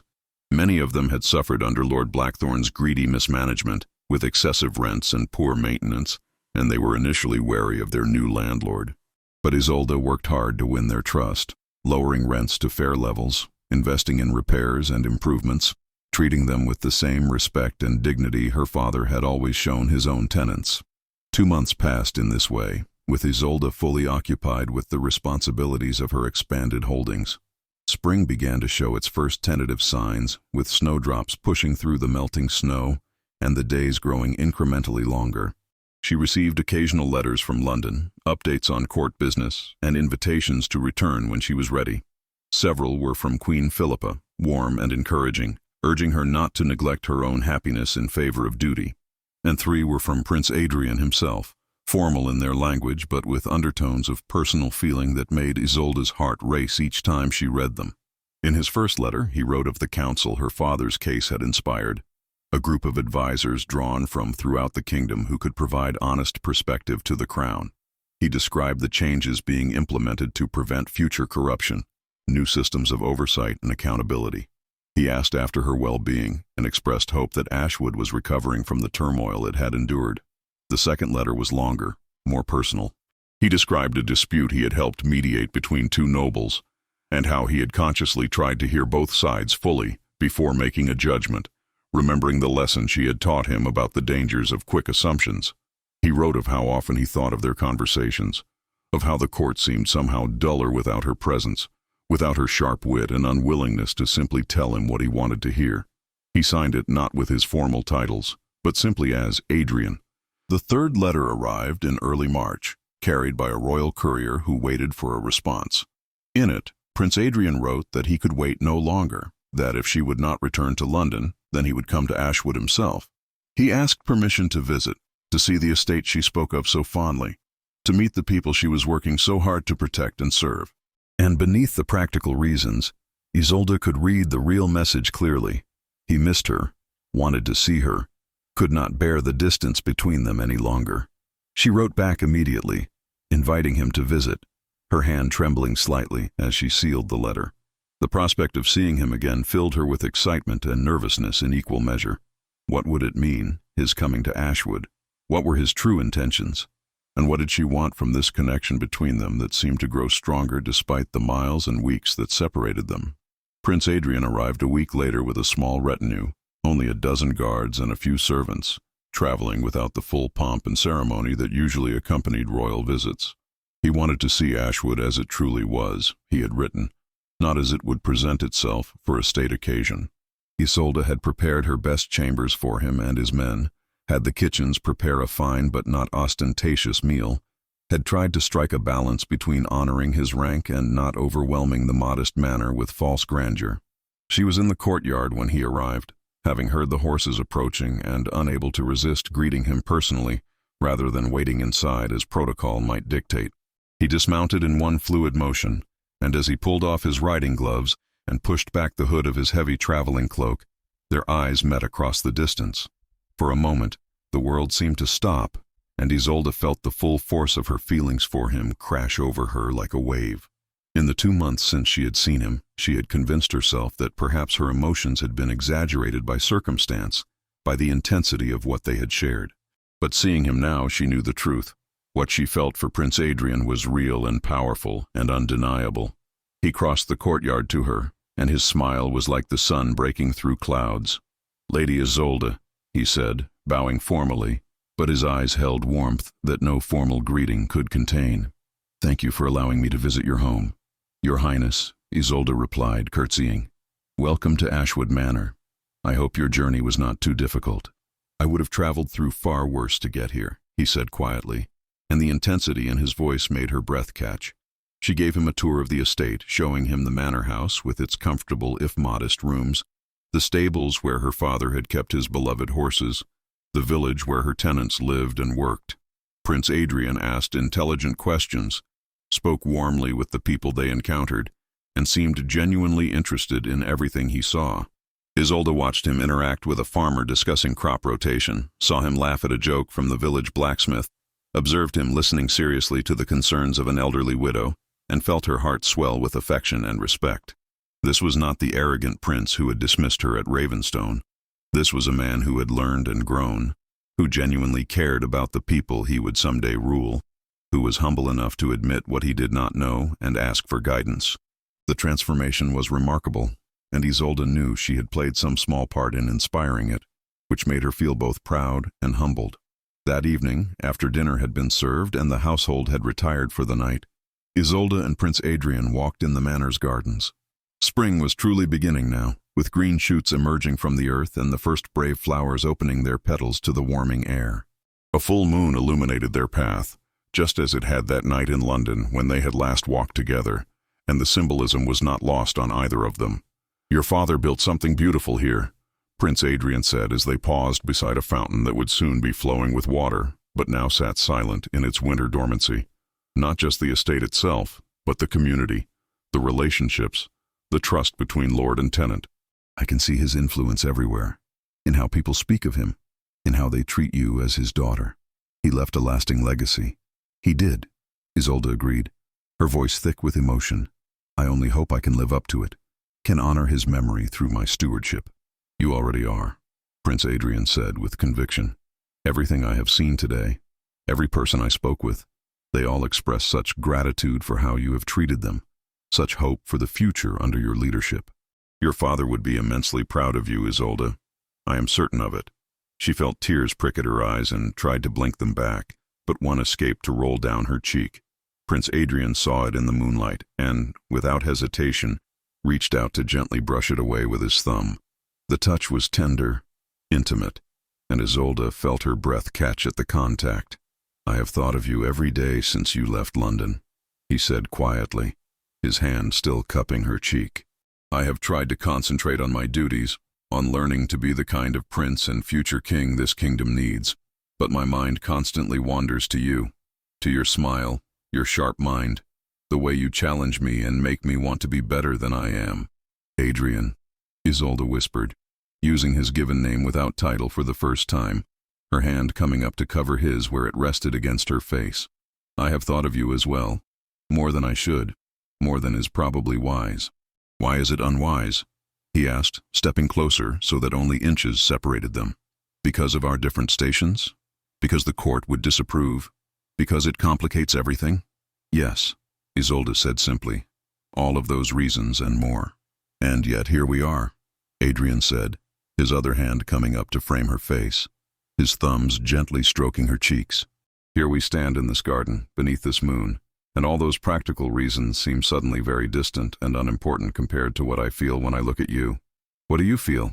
Isolde asked, her voice barely audible, her heart pounding so hard she thought he must be able to hear it. Everything, Adrian said, his voice rough with emotion. I feel everything.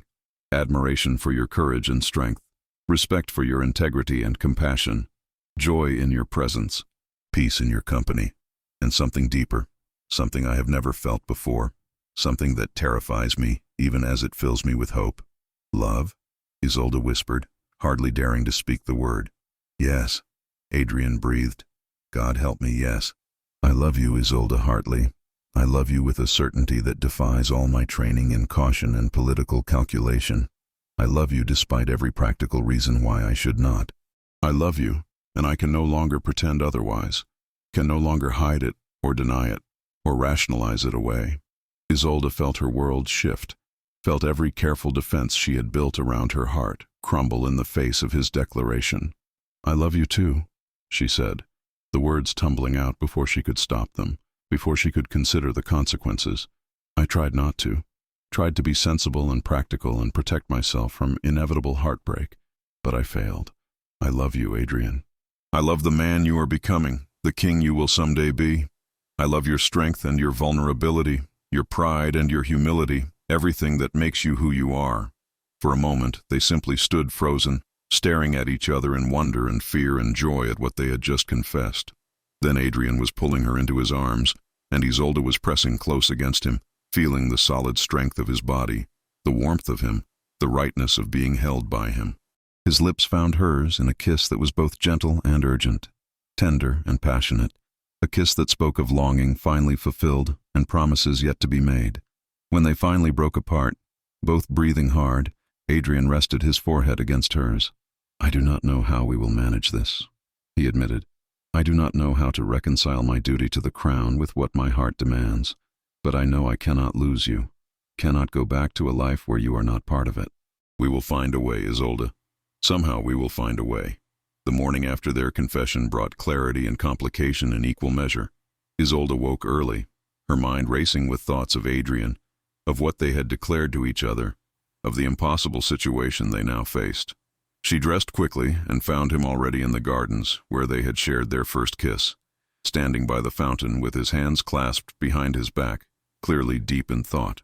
The early spring sunrise cast golden light across his features, highlighting the worry etched there. You could not sleep either, Isolde observed as she approached, and he turned to her with a slight smile that did not quite reach his eyes. I have been standing here for an hour, trying to think of solutions, of ways to make this work, Adrian admitted. The obstacles seem insurmountable. My father expects me to marry for political alliance, probably to a princess from France or Spain to strengthen our position in Europe. The court will never accept a match based solely on love, especially not to someone they consider far below royal status, no matter how much I might argue your worth.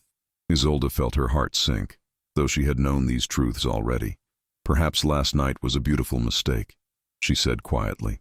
Perhaps we allowed emotion to override sense, and now we must find a way to step back before we cause damage that cannot be repaired. No, Adrian said firmly, reaching out to take her hands in his. Last night was not a mistake. What I feel for you is not something I can simply dismiss or ignore, but I also cannot be selfish enough to pursue my own happiness at the expense of the kingdom's needs. I am torn, Isolde, between my duty and my heart, and I do not know which path is right." They stood in silence for a long moment, both grappling with the impossibility of their situation. Finally, Isolde spoke, her voice steady despite the pain in her chest. "Then we must be realistic. We must acknowledge what we feel, but also acknowledge what cannot be. You will marry as your duty demands, and I will find my own path forward. But perhaps we can still be friends, still work together on the council, still value what we have learned from each other even if we cannot have what we truly want." Adrian's grip on her hands tightened, and she saw anguish flash across his face. "Is that truly what you want? To watch me marry another? To stand by as I fulfill my duty while my heart remains yours? Could you bear that, Isolde? Because I am not certain I could." "I do not know what I want anymore," Isolde admitted, tears threatening. "I only know that I love you, and I do not wish to be the cause of you abandoning your responsibilities or bringing shame to the crown. My father taught me that sometimes love requires sacrifice, that doing the right thing is not always the same as doing the thing that makes us happy." Before Adrian could respond, the sound of approaching horses interrupted them. They quickly moved apart, both composing their features as Geoffrey hurried into the garden, his face flushed with urgency. "My lady, your highness, forgive the intrusion, but there is news from London. A messenger has just arrived with urgent summons for Prince Adrian. It seems there is a crisis at court that requires his immediate presence." Adrian's expression shifted instantly from anguished lover to decisive prince, and Isolde saw the transformation with both admiration and sadness. This was who he was, who he had to be, a man whose personal desires would always be secondary to the demands of the crown. "What is the nature of the crisis?" Adrian asked sharply. "The messenger said only that it concerns threats from the north, your highness. Raids along the Scottish border that have escalated beyond the usual skirmishes. The king requests your presence to help coordinate the military response." Adrian nodded grimly. "I must leave immediately." He turned to Isolde, and for a moment his princely composure cracked, showing the man beneath who did not want to leave, who wanted to stay and resolve what lay between them. "We will continue this conversation when I return to London. Please, Isolde, do not make any final decisions about us until we have had more time to think, to explore every possible option." "I will not," Isolde promised, though her heart felt heavy with the knowledge that time and distance would likely only make their situation more painful, not less. Adrian departed within the hour, and Ashwood felt suddenly empty, despite being filled with servants and tenants going about their daily business. Isolde threw herself into work, trying to distract herself from thoughts of Adrian and their impossible love. She met with her steward to discuss spring planting strategies, rode out to inspect the farms and ensure preparations were underway, spent hours reviewing accounts and making plans for improvements to tenant housing and village infrastructure. But at night, alone in her chambers, she allowed herself to feel the full weight of her grief and longing. She had found love when she least expected it, with a man she had initially despised but had come to respect and cherish deeply. And now that love seemed destined to remain unfulfilled, a beautiful but painful truth that would haunt her for the rest of her life. A week passed, then two, with no word from London beyond brief official communications about council business. Isolde tried not to read anything into the silence, tried to tell herself that Adrian was simply occupied with urgent matters of state, but doubt crept in nonetheless. Perhaps he had reconsidered, had decided that what they shared was not worth the complications it would create. Perhaps he had been convinced by his father or advisors that he needed to put aside his feelings and focus on his duty. Perhaps he had even begun courting the foreign princess he would eventually marry. The thought made Isolde physically ill, and she found herself unable to eat properly, losing weight as her appetite disappeared beneath the weight of uncertainty and heartache. Martha noticed, of course, and fretted constantly, bringing her favorite foods and trying to coax her into eating. But nothing helped, and Isolde began to wonder if she had made a terrible mistake in allowing herself to love Adrian, if she should have guarded her heart more carefully. It was nearly a month after Adrian's departure when another messenger arrived from London, this time with a letter bearing the royal seal. Isolde's hands trembled as she broke the wax and unfolded the parchment, recognizing Adrian's handwriting immediately. "My dearest Isolde," it began, and she felt tears spring to her eyes at the endearment. "Forgive my long silence. The situation at the border has been more complex than anticipated, requiring my presence there for several weeks to coordinate our response. But even amidst the chaos of military planning and diplomatic negotiations, you have been constantly in my thoughts. I have had much time to reflect on our situation, and I believe I have found a solution, though it will require courage from both of us and may provoke resistance from some quarters at court. I am returning to London within days, and I ask that you come as well. It is time we stopped letting fear and convention dictate our happiness. It is time we fought for what we want, with the same determination you showed in fighting for justice. Please come, my love. Please, give us a chance to find our way forward together. Yours always, Adrian. Isolde read the letter 3 times, her heart racing with a mixture of hope and trepidation. What solution had he found? What did he mean about fighting for their happiness? Was it possible that there was a way for them to be together after all? Or was she setting herself up for even greater heartbreak? But despite her fears, Isolde knew she had to go. She had to know what Adrian had in mind, had to see if there was truly a path forward for them. She had been brave enough to stand before the king and demand justice for her father. Surely she could be brave enough to fight for her own happiness as well. She made arrangements immediately, leaving Geoffrey in charge of Ashwood with detailed instructions for the estate's management in her absence.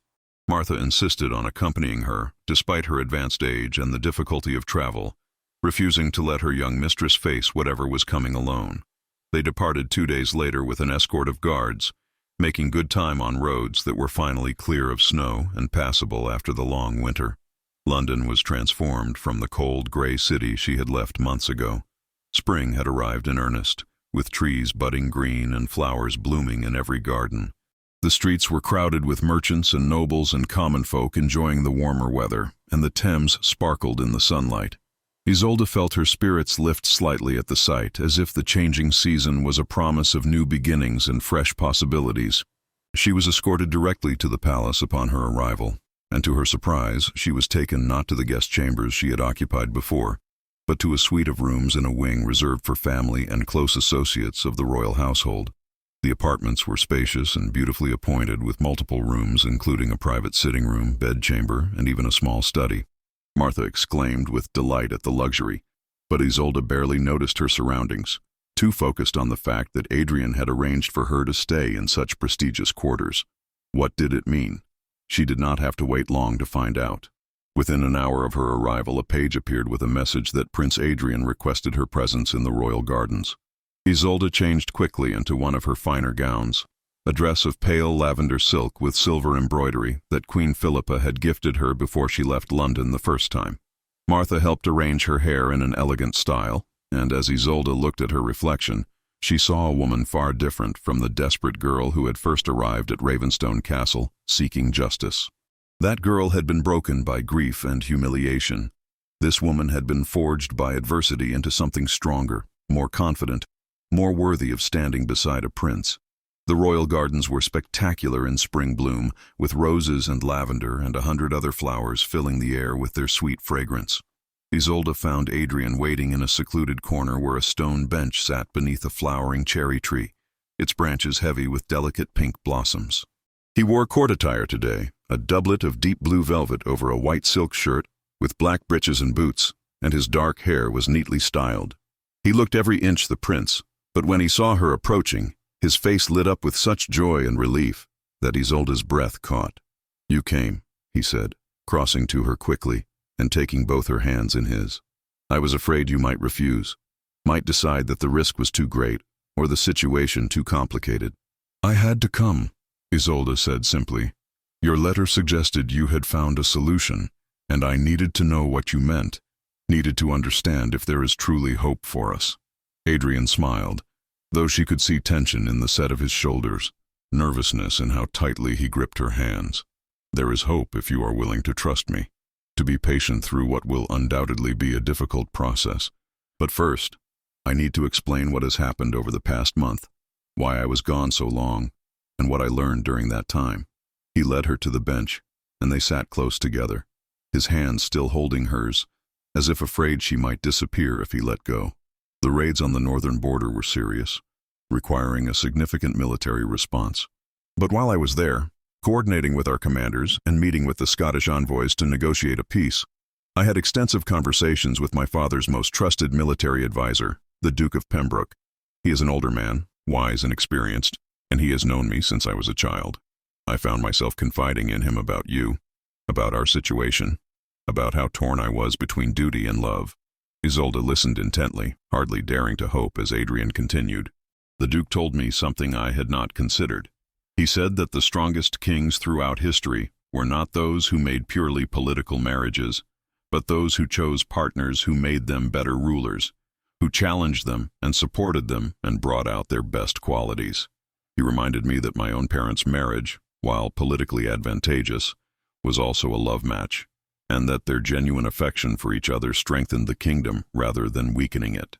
"That is a beautiful sentiment," Isolde said carefully, "but surely the circumstances are different.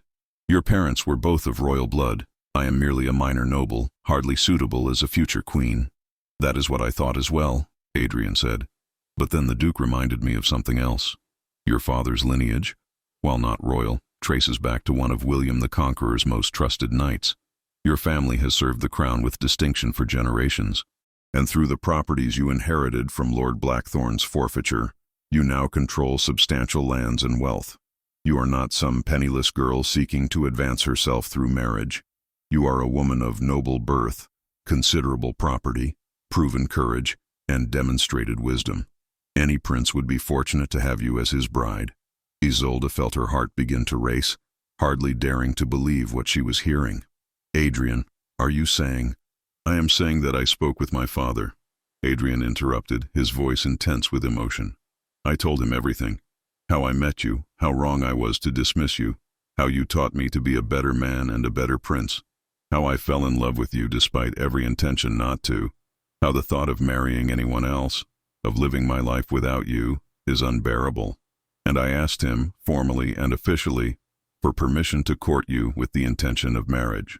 Tears sprang to Isolde's eyes, and she felt as if her heart might burst from her chest. "What did he say?" "He said yes," Adrian breathed, and now his eyes were bright with unshed tears as well. "He said that he had seen how I changed after meeting you, how I became more thoughtful and less arrogant, more willing to listen and less quick to judge.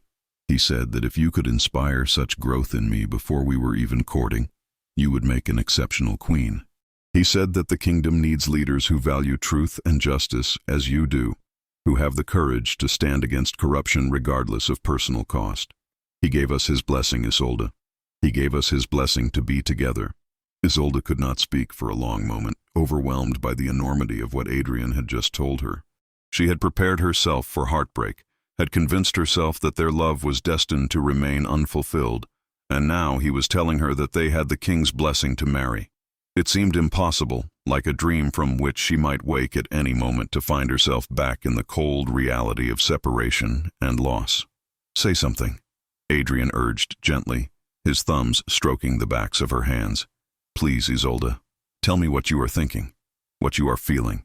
If this is too much, if you need time to consider, I will understand. But I need to know if this is what you want as well. If you can see yourself not just as my wife, but as England's future queen." "I am terrified," Isolde admitted, her voice trembling.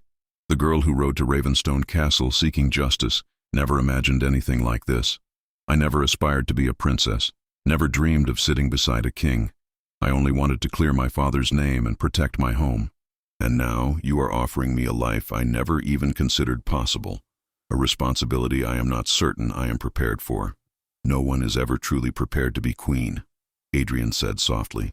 "My mother told me that she spent the first year of her marriage convinced she was inadequate for the role, terrified of making mistakes that would harm the kingdom. But she learned, and she grew into the position, and now she is one of the most respected queens in Europe. You have already proven yourself capable of extraordinary things, Isolde. You brought down a traitor through sheer determination and courage. You managed your estate with wisdom beyond your years. You spoke truth to power when it would have been easier to remain silent. If you can do all that, you can certainly learn to navigate the complexities of court life. But the nobles will resist," Isolde said, voicing one of her deepest fears. "They will see me as an upstart, as someone who does not belong in their circles. They will make my life difficult, undermine me at every opportunity, whisper behind my back about how the prince married beneath himself." "Some will, yes," Adrian acknowledged honestly. There will be those who resent you for what they perceive as an elevation beyond your station. But there will also be many who admire you for what you accomplished, who respect the courage it took to stand before the king and demand justice.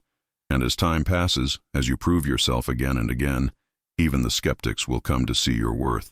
Besides, he added with a slight smile, you have already survived my contempt and Lord Blackthorn's murderous schemes. A few catty nobles at court should be manageable by comparison. Despite her anxiety, Isolde found herself smiling at that. You make a compelling argument, Your Highness, though I notice you failed to mention the most important question of all. Which is? Adrian asked, though the warmth in his eyes suggested he knew exactly what she meant. Do you truly want this? Isolde said, meeting his gaze steadily. Not just the idea of marrying someone you love instead of a political stranger, but specifically me? With all my flaws and inexperience and stubborn independence? Can you truly see us building a life together, ruling together, facing whatever challenges come our way as partners? I can see nothing else, Adrian said with absolute conviction. You are exactly what I want, Isolde. Not some idealized version of you, but you as you are. Your stubborn independence is one of the things I love most about you. Your refusal to simply agree with me when you think I am wrong. I do not want a wife who will simply defer to my judgment in all things. I want a partner who will challenge me, who will keep me honest, who will help me be the king this kingdom needs me to be. I want you, with all your strength and fire and compassion. I want to wake up beside you every morning for the rest of my life. I want to face whatever comes together, knowing that we are stronger united than we could ever be apart.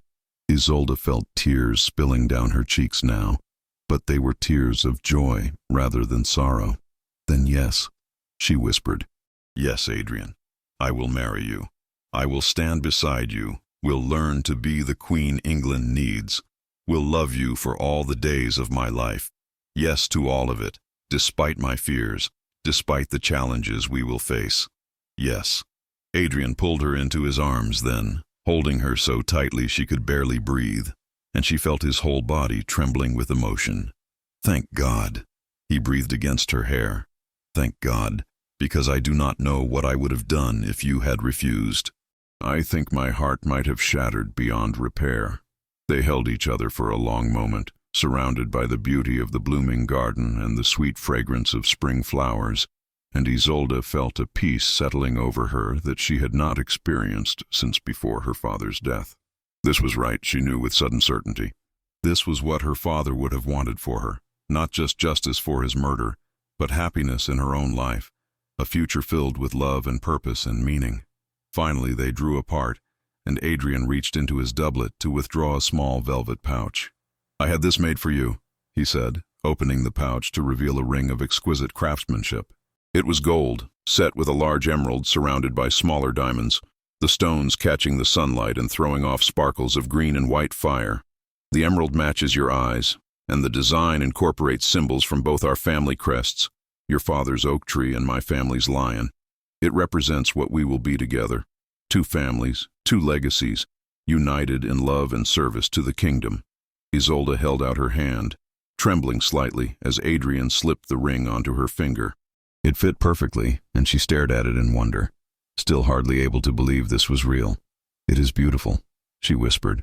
Adrian, it is the most beautiful thing I have ever seen. Not nearly as beautiful as you, Adrian said, and then he was kissing her again, tender and sweet, and full of promise. When they finally broke apart, both slightly breathless, he rested his forehead against hers. We should go tell my parents officially. They are waiting to celebrate with us, and my mother has been nearly bursting with excitement since I told her of my intentions. She likes you immensely, you know. She says you have exactly the kind of spine and spirit England needs in a queen. They walked hand in hand back toward the palace, and Isolde felt as if she were floating rather than walking, her heart so full of joy she thought it might overflow. But as they approached the main entrance, a thought occurred to her that dimmed her happiness slightly. Adrian, what about announcing our betrothal? How will we manage the reactions from the court and from foreign powers who might have been hoping you would make a different match? Carefully, Adrian admitted. My father has already sent letters to the most important foreign courts, explaining that I have chosen to marry for love with his full blessing. and emphasizing your noble lineage and substantial holdings to make the match more palatable from a political standpoint. There will be disappointment, certainly, and perhaps some strained relations temporarily, but nothing that cannot be managed through diplomacy. As for the English court, we will announce our betrothal at a formal gathering in 2 days' time. Some will be pleased, some will be shocked, and some will be resentful, but you will have the King and Queen's explicit support, which will silence most potential opposition. They found King Edward and Queen Philippa in the royal private chambers, a comfortable suite of rooms where the family could relax away from the formality of court. The Queen exclaimed with delight when she saw the ring on Isolda's finger, and immediately embraced her warmly. "Welcome to our family, my dear girl," Queen Philippa said, her eyes bright with tears.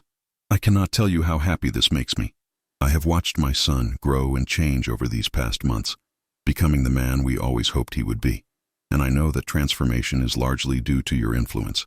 You will make a wonderful princess and someday an excellent queen." King Edward was more reserved in his approval, but no less sincere. "You have proven yourself worthy of this honor, Lady Isolda, through your courage and your integrity.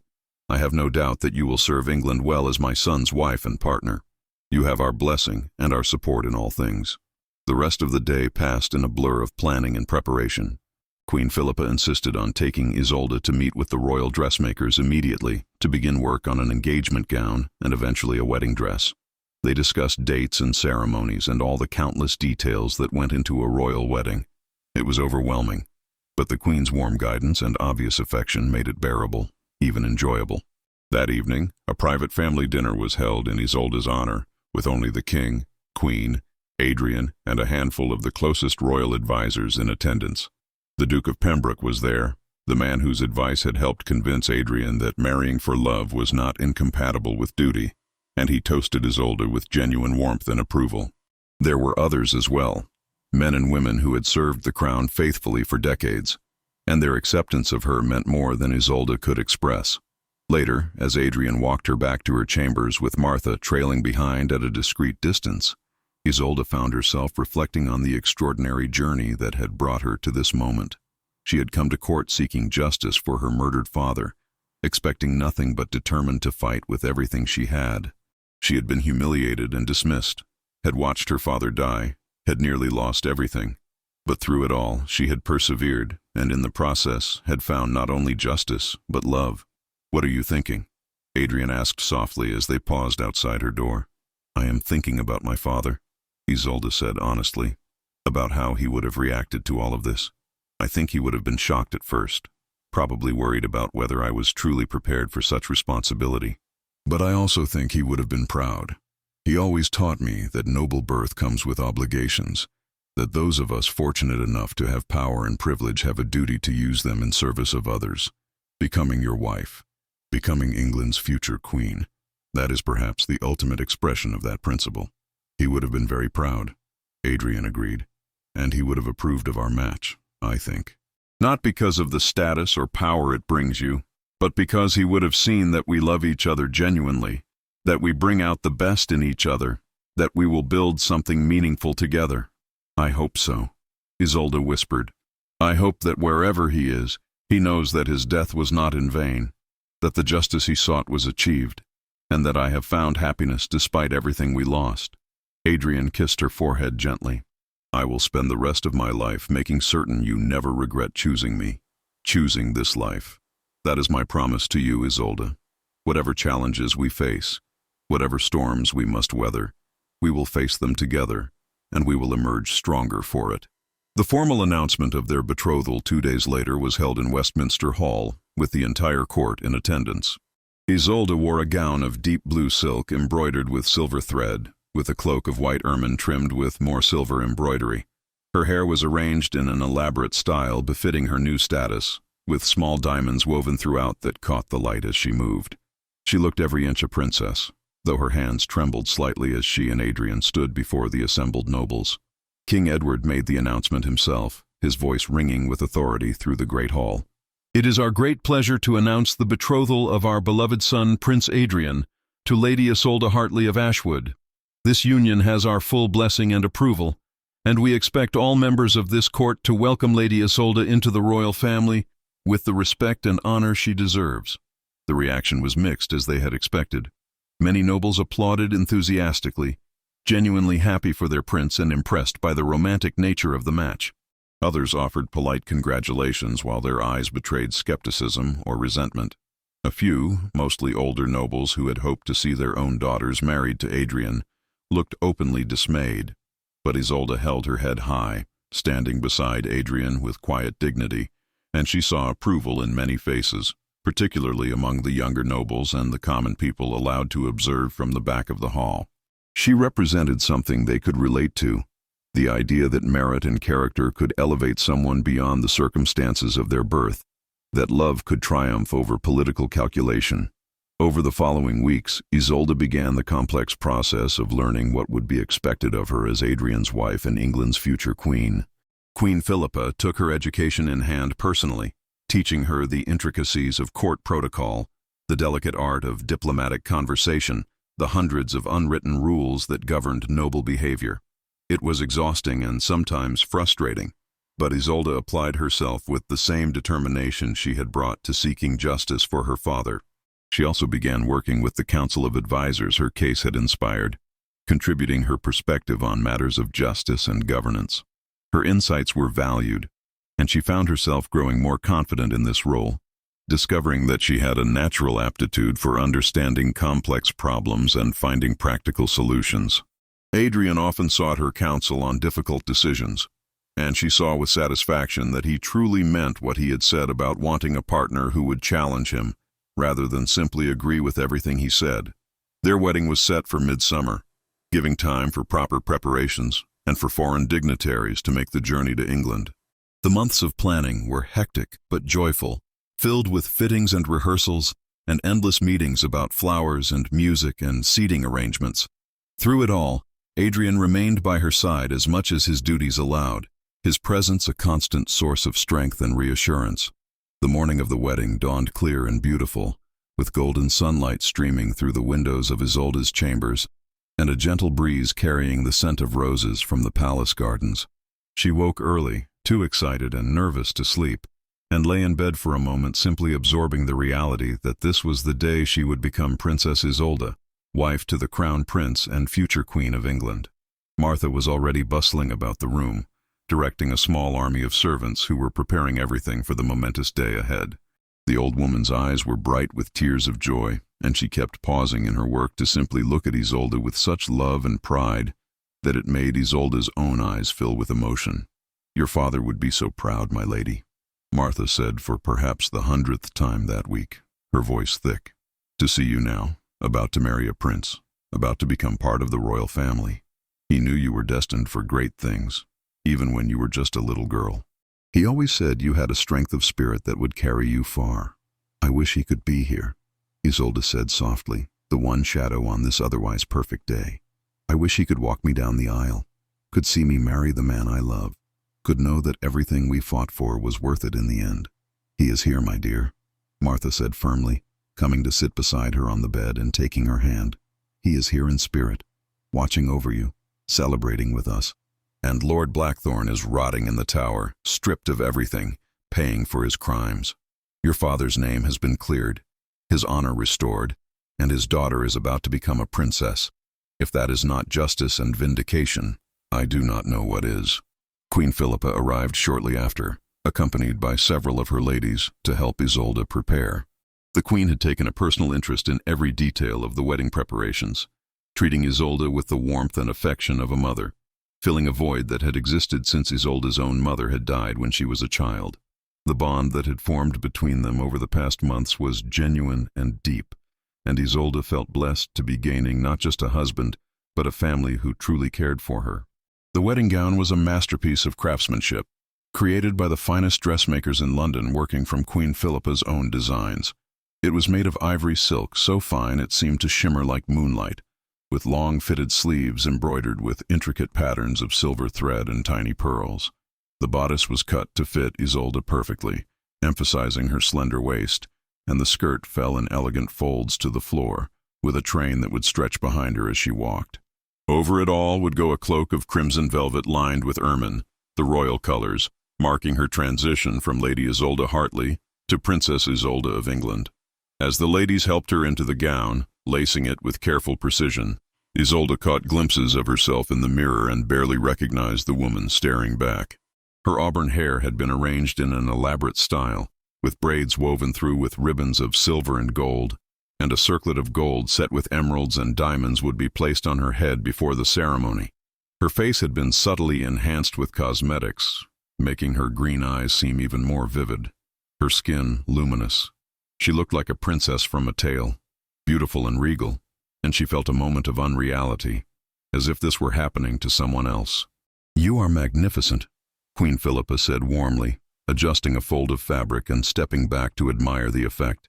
"Adrian will not be able to take his eyes off you. None of them will. You look every inch a queen, my dear."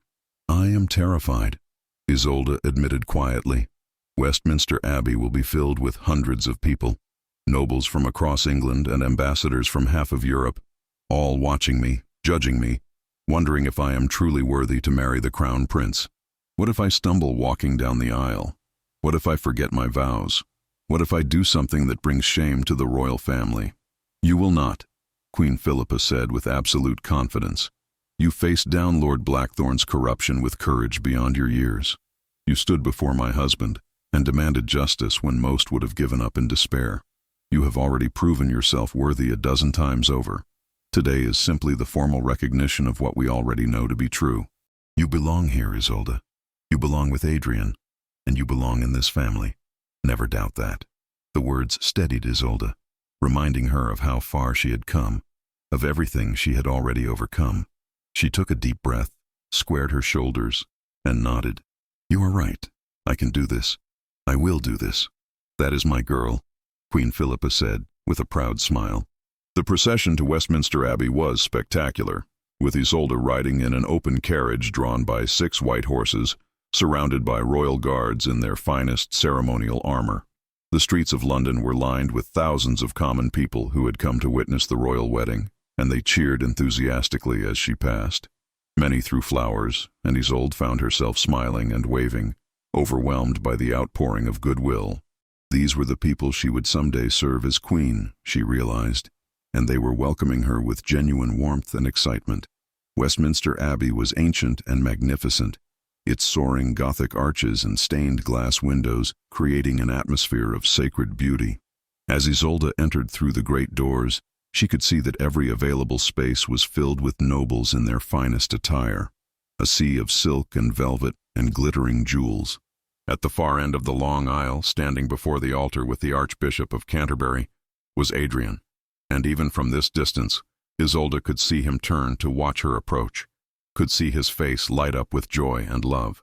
The traditional ceremony called for Isolde to be given away by a male relative, but with her father dead and no brothers or uncles to fulfill the role, King Edward himself had offered to escort her down the aisle. It was an unprecedented honor, one that sent a clear message to everyone present about the royal family's acceptance and support of this union.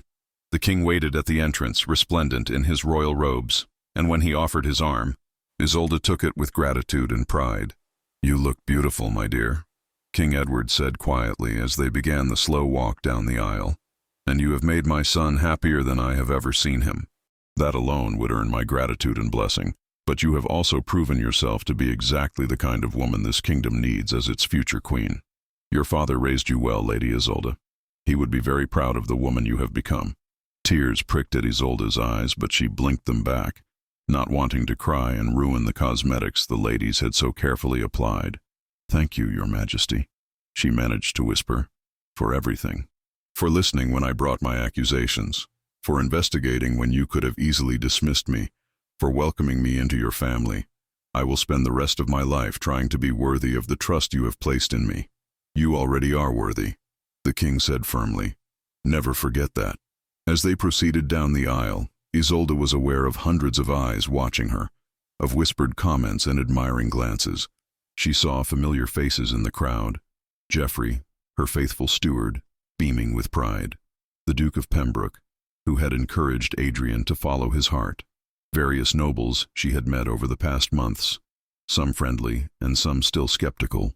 But her focus was on Adrian, on the man waiting for her at the altar, and as they drew closer, she could see the emotion shining in his blue eyes, the love and joy, and barely controlled excitement. When they reached the altar, King Edward placed Isolde's hand in Adrian's, a symbolic gesture of transferring his trust and protection of her to his son. Adrian's fingers closed around hers, warm and strong and steady, and Isolde felt a sense of rightness settle over her. This was where she was meant to be. This was the man she was meant to spend her life with. Everything that had happened, all the pain and struggle and heartbreak, had led her to this moment. The Archbishop of Canterbury began the ceremony, his voice resonant and solemn as he spoke the ancient words that would bind them together. Isolde barely heard the first part, too focused on Adrian's face, on the way he was looking at her as if she were the most precious thing in the world. But when it came time for them to speak their vows, her voice rang out clear and strong. I, Isolde, take you, Adrian, to be my husband, to have and to hold from this day forward, for better, for worse, for richer, for poorer, in sickness and in health, to love and to cherish, until death do us part. This is my solemn vow. Adrian's voice was equally steady as he repeated his own vows, though she could hear the emotion beneath the words. I, Adrian, take you, Isolde, to be my wife, to have and to hold from this day forward, for better, for worse, for richer, for poorer, in sickness and in health, to love and to cherish until death do us part. This is my solemn vow. The exchange of rings followed, simple gold bands that had been blessed by the Archbishop. Adrian slipped the ring onto Isolde's finger, his hand trembling slightly with emotion, and she did the same for him, their eyes locked together in a moment of perfect intimacy, despite the hundreds of witnesses surrounding them. By the power vested in me by God and the Church, the Archbishop intoned, I now pronounce you husband and wife. What God has joined together, let no man put asunder. Your Highness, you may kiss your bride. Adrian needed no further encouragement. He pulled Isolde into his arms and kissed her deeply, thoroughly, with all the love and passion and promise of their future together. The abbey erupted in cheers and applause, nobles and common folk alike celebrating the union of the crown prince and his chosen bride. When they finally broke apart, both slightly breathless, Adrian rested his forehead against hers for just a moment. I love you, he whispered, just loud enough for her to hear over the noise of the celebration. My wife, my princess, my heart, I love you more than I knew it was possible to love anyone. I love you too, Isolde whispered back. My husband, my prince, my everything, always and forever. They processed back down the aisle together as husband and wife, and Isolde felt as if she were walking on air. The faces of the crowd blurred together in a sea of smiles and good wishes, but she was acutely aware of Adrian's hand holding hers, of his presence solid and real beside her, of the rightness of this moment and this choice. The wedding feast that followed was held in Westminster Hall, transformed for the occasion into a scene of breathtaking splendor. Long tables laden with every delicacy imaginable stretched the length of the enormous room, and musicians played from a gallery above while acrobats and performers entertained the guests. Isolde and Adrian sat at the high table with the king and queen, and toast after toast was offered to their health and happiness. As the evening progressed and the formality gradually gave way to genuine celebration, Isolde found herself relaxing, actually enjoying the party, rather than simply enduring it.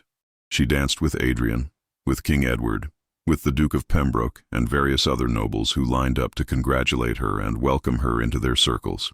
She spoke with ambassadors from France and Spain and the Holy Roman Empire, conducting diplomatic conversations with a grace that surprised even herself.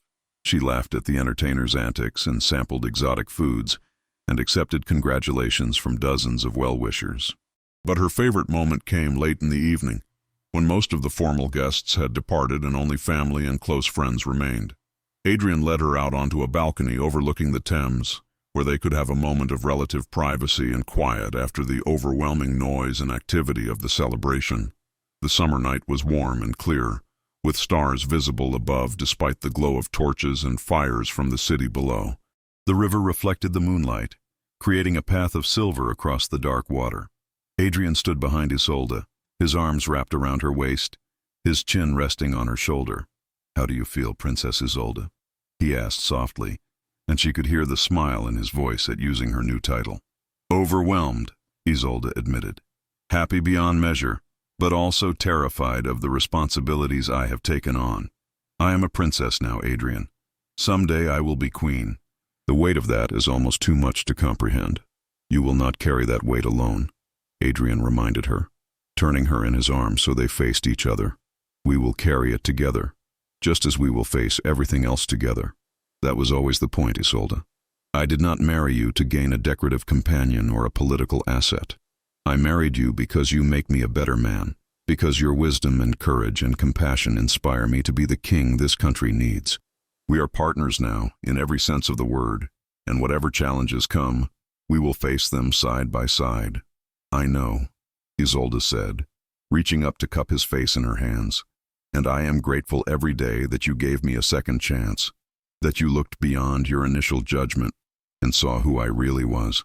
Everything we have now, everything we are together, it exists because you had the humility to admit you were wrong and the courage to change. And you had the courage to stand before me and demand justice when I wanted to dismiss you, Adrian countered. You changed me, Isolde, in ways I am still discovering. Before you, I was arrogant and quick to judge, certain of my own rightness in all things. You taught me to question my assumptions, to look deeper, to value truth over convenience. That lesson will serve me well when I am king, and it will serve the kingdom well too. They kissed again, soft and sweet, and Isolde felt a contentment settle over her that she had not experienced since before her father's death. She had found justice for him, had cleared his name and seen his murderer punished. She had saved her family's estate and expanded it beyond anything her father could have imagined. And most importantly, she had found love with a man who valued her not for her beauty or her connections, but for her character and her spirit. Come, Adrian said, taking her hand. It is late, and tomorrow we leave for Ashwood. I want to see the place that made you who you are, want to meet the people you have worked so hard to protect. And then, after a week there, we will return to London and begin our real work, serving this kingdom together. Our real work, Isolde repeated, liking the sound of that. Yes, I am ready for that. Ready to prove to everyone who doubted me that I belong here, that I can be the queen England needs. You already are that queen, Adrian said firmly. You just have not been crowned yet. But the crown is only a symbol, Isolde. The reality is in your heart, in your commitment to justice and service and truth. You have been a queen in everything but name since the day you rode to Ravenstone and refused to be silenced. Today, we simply made it official. As they returned to the celebration, hand in hand, Isolde allowed herself one last look back at the journey that had brought her here. She thought of her father, of the desperate girl who had sought justice against impossible odds, of Prince Adrian's cruel dismissal and her humiliation before the court. She thought of the long road to vindication, of falling in love when she least expected it, of finding not just justice, but happiness and purpose. Life had taken her from the depths of grief and despair to heights she had never imagined possible. She had lost her father but gained a family. She had been called a liar but proved herself truthful. She had been dismissed as unworthy but was now a princess. And through it all, she had remained true to herself, to the values her father had instilled in her, to the belief that truth and justice were worth fighting for no matter the cost. The future stretched before her now, bright with possibility. There would be challenges ahead, certainly. There would be nobles who resented her, foreign powers to navigate, the constant weight of responsibility that came with her new position. But she would face it all with Adrian beside her, with the support of the royal family, with the strength and courage that had carried her through every trial so far. As the celebration continued into the night, as Adrian introduced her to more well-wishers and they danced together beneath the ancient beams of Westminster Hall, Isolde felt a profound sense of peace. This was her life now. This was her family, her home, her purpose. She was Princess Isolde, wife to the Crown Prince and future Queen of England. And she would spend the rest of her days proving worthy of the trust that had been placed in her, honoring her father's memory through service and justice and love. The girl who had ridden to Ravenstone Castle seeking justice had found so much more than she ever dreamed possible. She had found her place in the world, her partner in life, her reason for being. And as she looked into Adrian's eyes and saw reflected there all the love and hope and promise of their future together, Isolde knew with absolute certainty that every hardship, every tear, every moment of doubt and fear had been worth it to arrive at this perfect moment. Their story had begun with humiliation and injustice, but it ended with love and triumph. And as they left the celebration that night to begin their life together as husband and wife, Isolde carried with her the knowledge that the best stories, the ones worth telling and remembering, were those that transformed pain into purpose, grief into growth, and despair into hope.